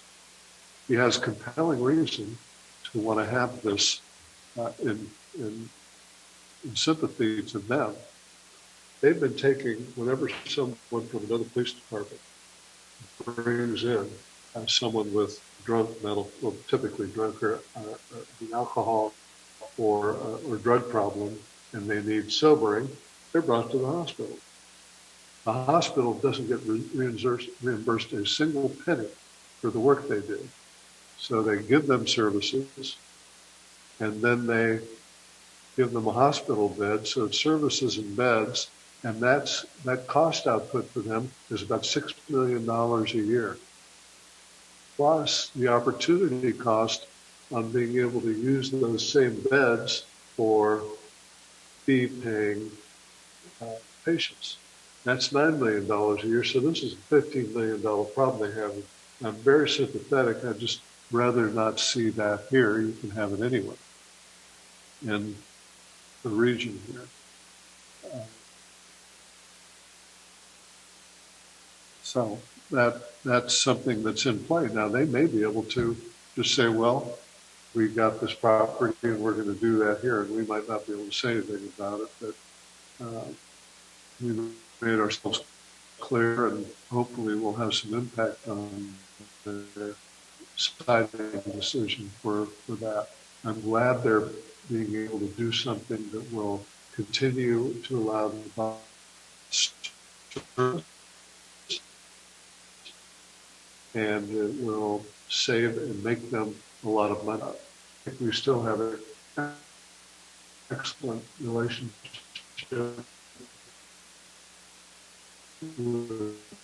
senior management and have been this right up, and we are able to exchange concerns and ideas about. On a committee that probably should have been mentioned, our Marysville County and Yuba County Committee is meeting on the 5th, and our issues are specific to some of the things the mayor was talking about, where our agenda is homelessness impacts to the hospital operations, traffic congestion in Marysville and Goldfields Parkway, services at this station providing to county properties. The mayor and myself and Jim will be meeting with the county officials.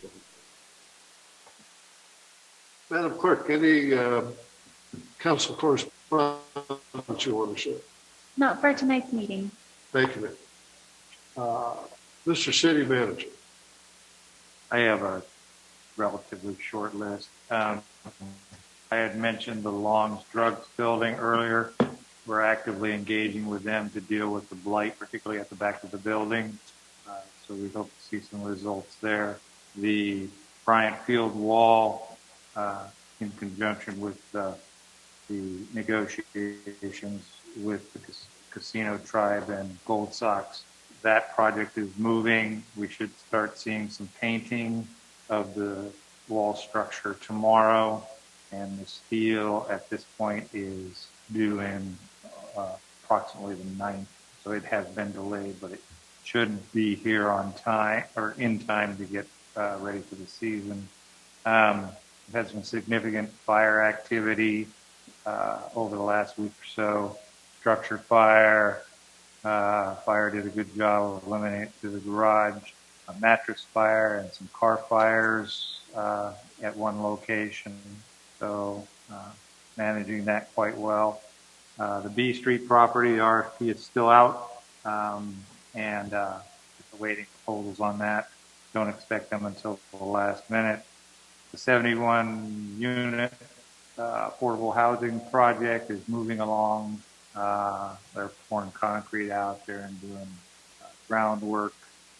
A lot of deliveries of lumber. We're looking at controlling how far out they're going through encroachment permits. They seem to be getting a little carried away, so we're trying to squeeze them back in on that so they're not blocking the street so much.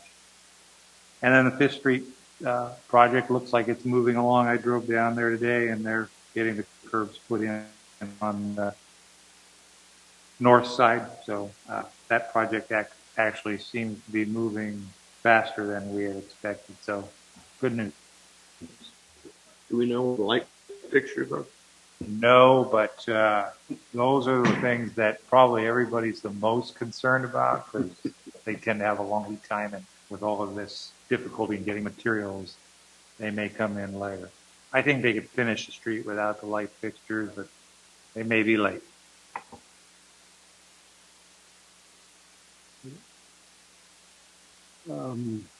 Now it's time for council comments or requests in no particular order. I'll go the other order. Mr. Vice Mayor.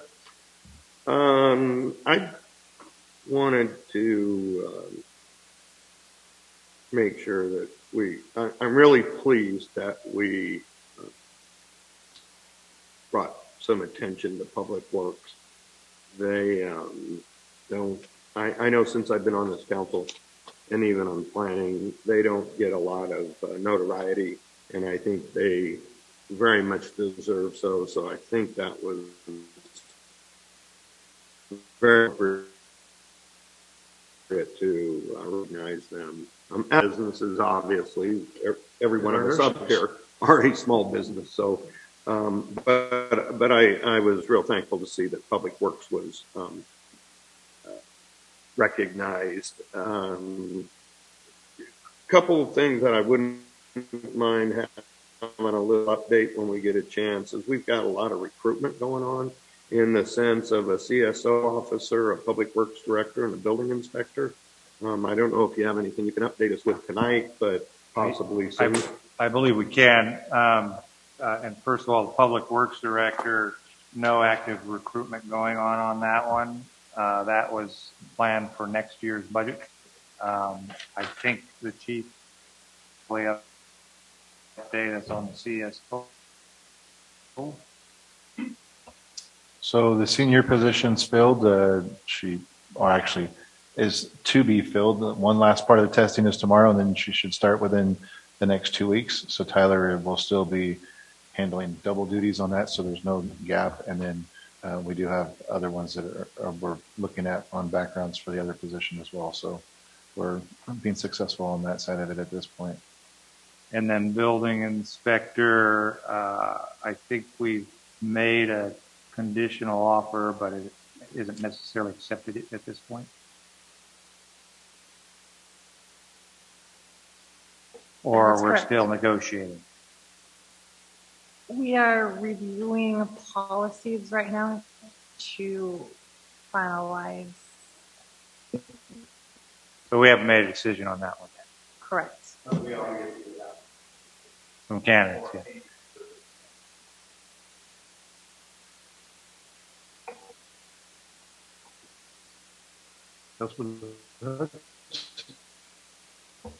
No, it was a little lengthy at the beginning of the meeting. It was very nice to be able to see all the officers come up and get pinned, and then the police awareness week.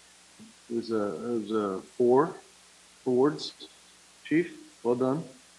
It was good to see all the new officers, and I want to say personally, I just thank you for the officers. I had a little run-in with a homeless dude the other night. Turned into a wrestling match, and your officers helped finish it up pretty good. And I just want to commend the officers having a cool head and just taking care of things. And I'm very proud of the fire department and what they're doing with the jobs you guys have had lately, man. It's I know you guys have been busy. You're always busy, just like PD. And thank you for your work and diligence with that. And I'm glad to hear that we might be able to have some baseball walls by the game. I get asked that a lot in my establishment. And so, what are you going to do about that? Yeah, no. So I just thank you for all the work and just the code enforcement that's going on with our vacant properties and so forth. And you guys have been doing a great job with all that. Thank you. Fire, police, Public Works, and it's nice to see them all out in an operation that is working. Thank you. And I believe there will be scheduled at the opportune time similar ceremonies for fire department. We're just not quite ready for that.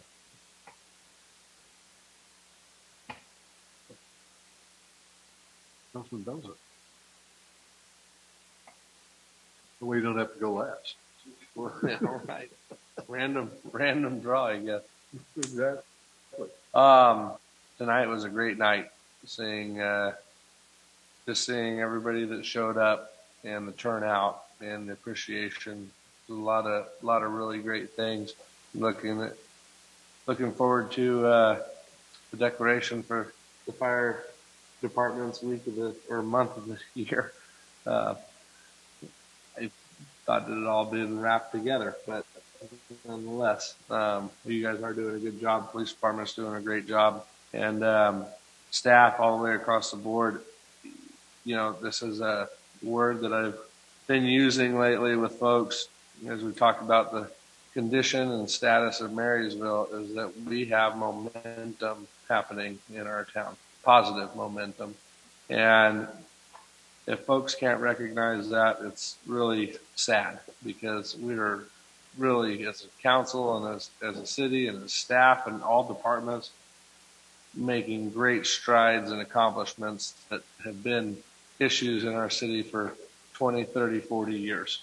And we're seeing progress on these items. And the cohesiveness of the city and the momentum that we have is truly remarkable.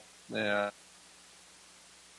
folks from out of the area recognize it, and I hope that our residents recognize it as well. So everybody's doing a fantastic job. Keep it up, and let's keep the momentum moving. It's hard to get and easy to lose, so I hope we can keep it moving. Anyways, that's all. Thank you. Oh, there's a fishing derby on the 21st that was announced earlier. And even though everybody chuckled about it, we really are paying $1 per inch on all carp caught at the fishing derby. We want all those carp out of that lake. So this is spread not the word. It's not a catch and release event. Well, yeah, right. At least not for the carp. And no dynamite allowed in the fishing derby. It is a bounty. It's a bounty. Councilman Gilchrist. On May 1st was the Cinco de Mayo festival at Cotton Rosser Arena. Juan Villagrana and his team, Radio Mexicana, hosted the event. I would like to thank the Marysville Police Department, the Public Works Department, city staff for making Beckworth Park look fantastic. It was a beautiful event. It was the first event, and I believe we're going to have a lot more of those events. Really looking forward to using Beckworth Park and the Cotton Rosser Arena. Thank you, City Manager, and everyone involved in taking care of that, including Say Love. So thank you all. City staff has done an outstanding job, all of you. I attended a planning commission meeting last week. I have to say I am so impressed with everyone's appointments on the planning commission. This is an outstanding team. I would also like to commend the community development department, Christina Herrera, who's just joined us, and forgive me for not pronouncing your name correctly. It's been a very long day for me today. You did an outstanding job handling the planning commission meeting. Even though there was only 1 or 2 items on the agenda, I look forward to seeing more from you. Thank you very much. I am always, and I will always be proud of the city staff. This is an outstanding city staff. I'm very proud to be a part of this. Thank you very much.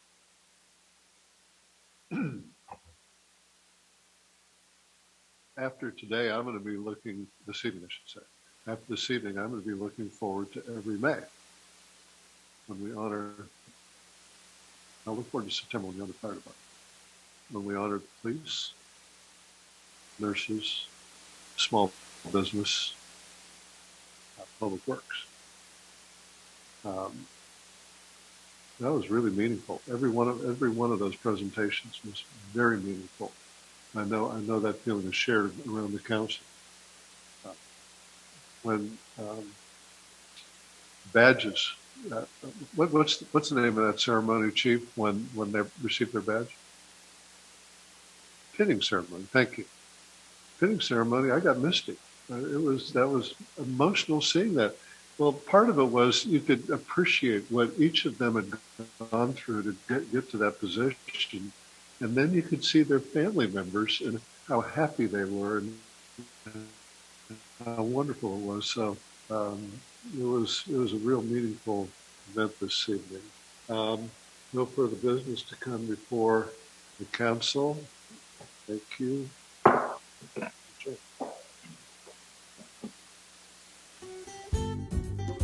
Yuba-Sutter.live's local government live streams are presented by Plumas Lake Self-Storage in Plumas Lake, where lifelong local residents are helping other residents keep things safe, providing indoor storage units, outdoor RV and vehicle parking,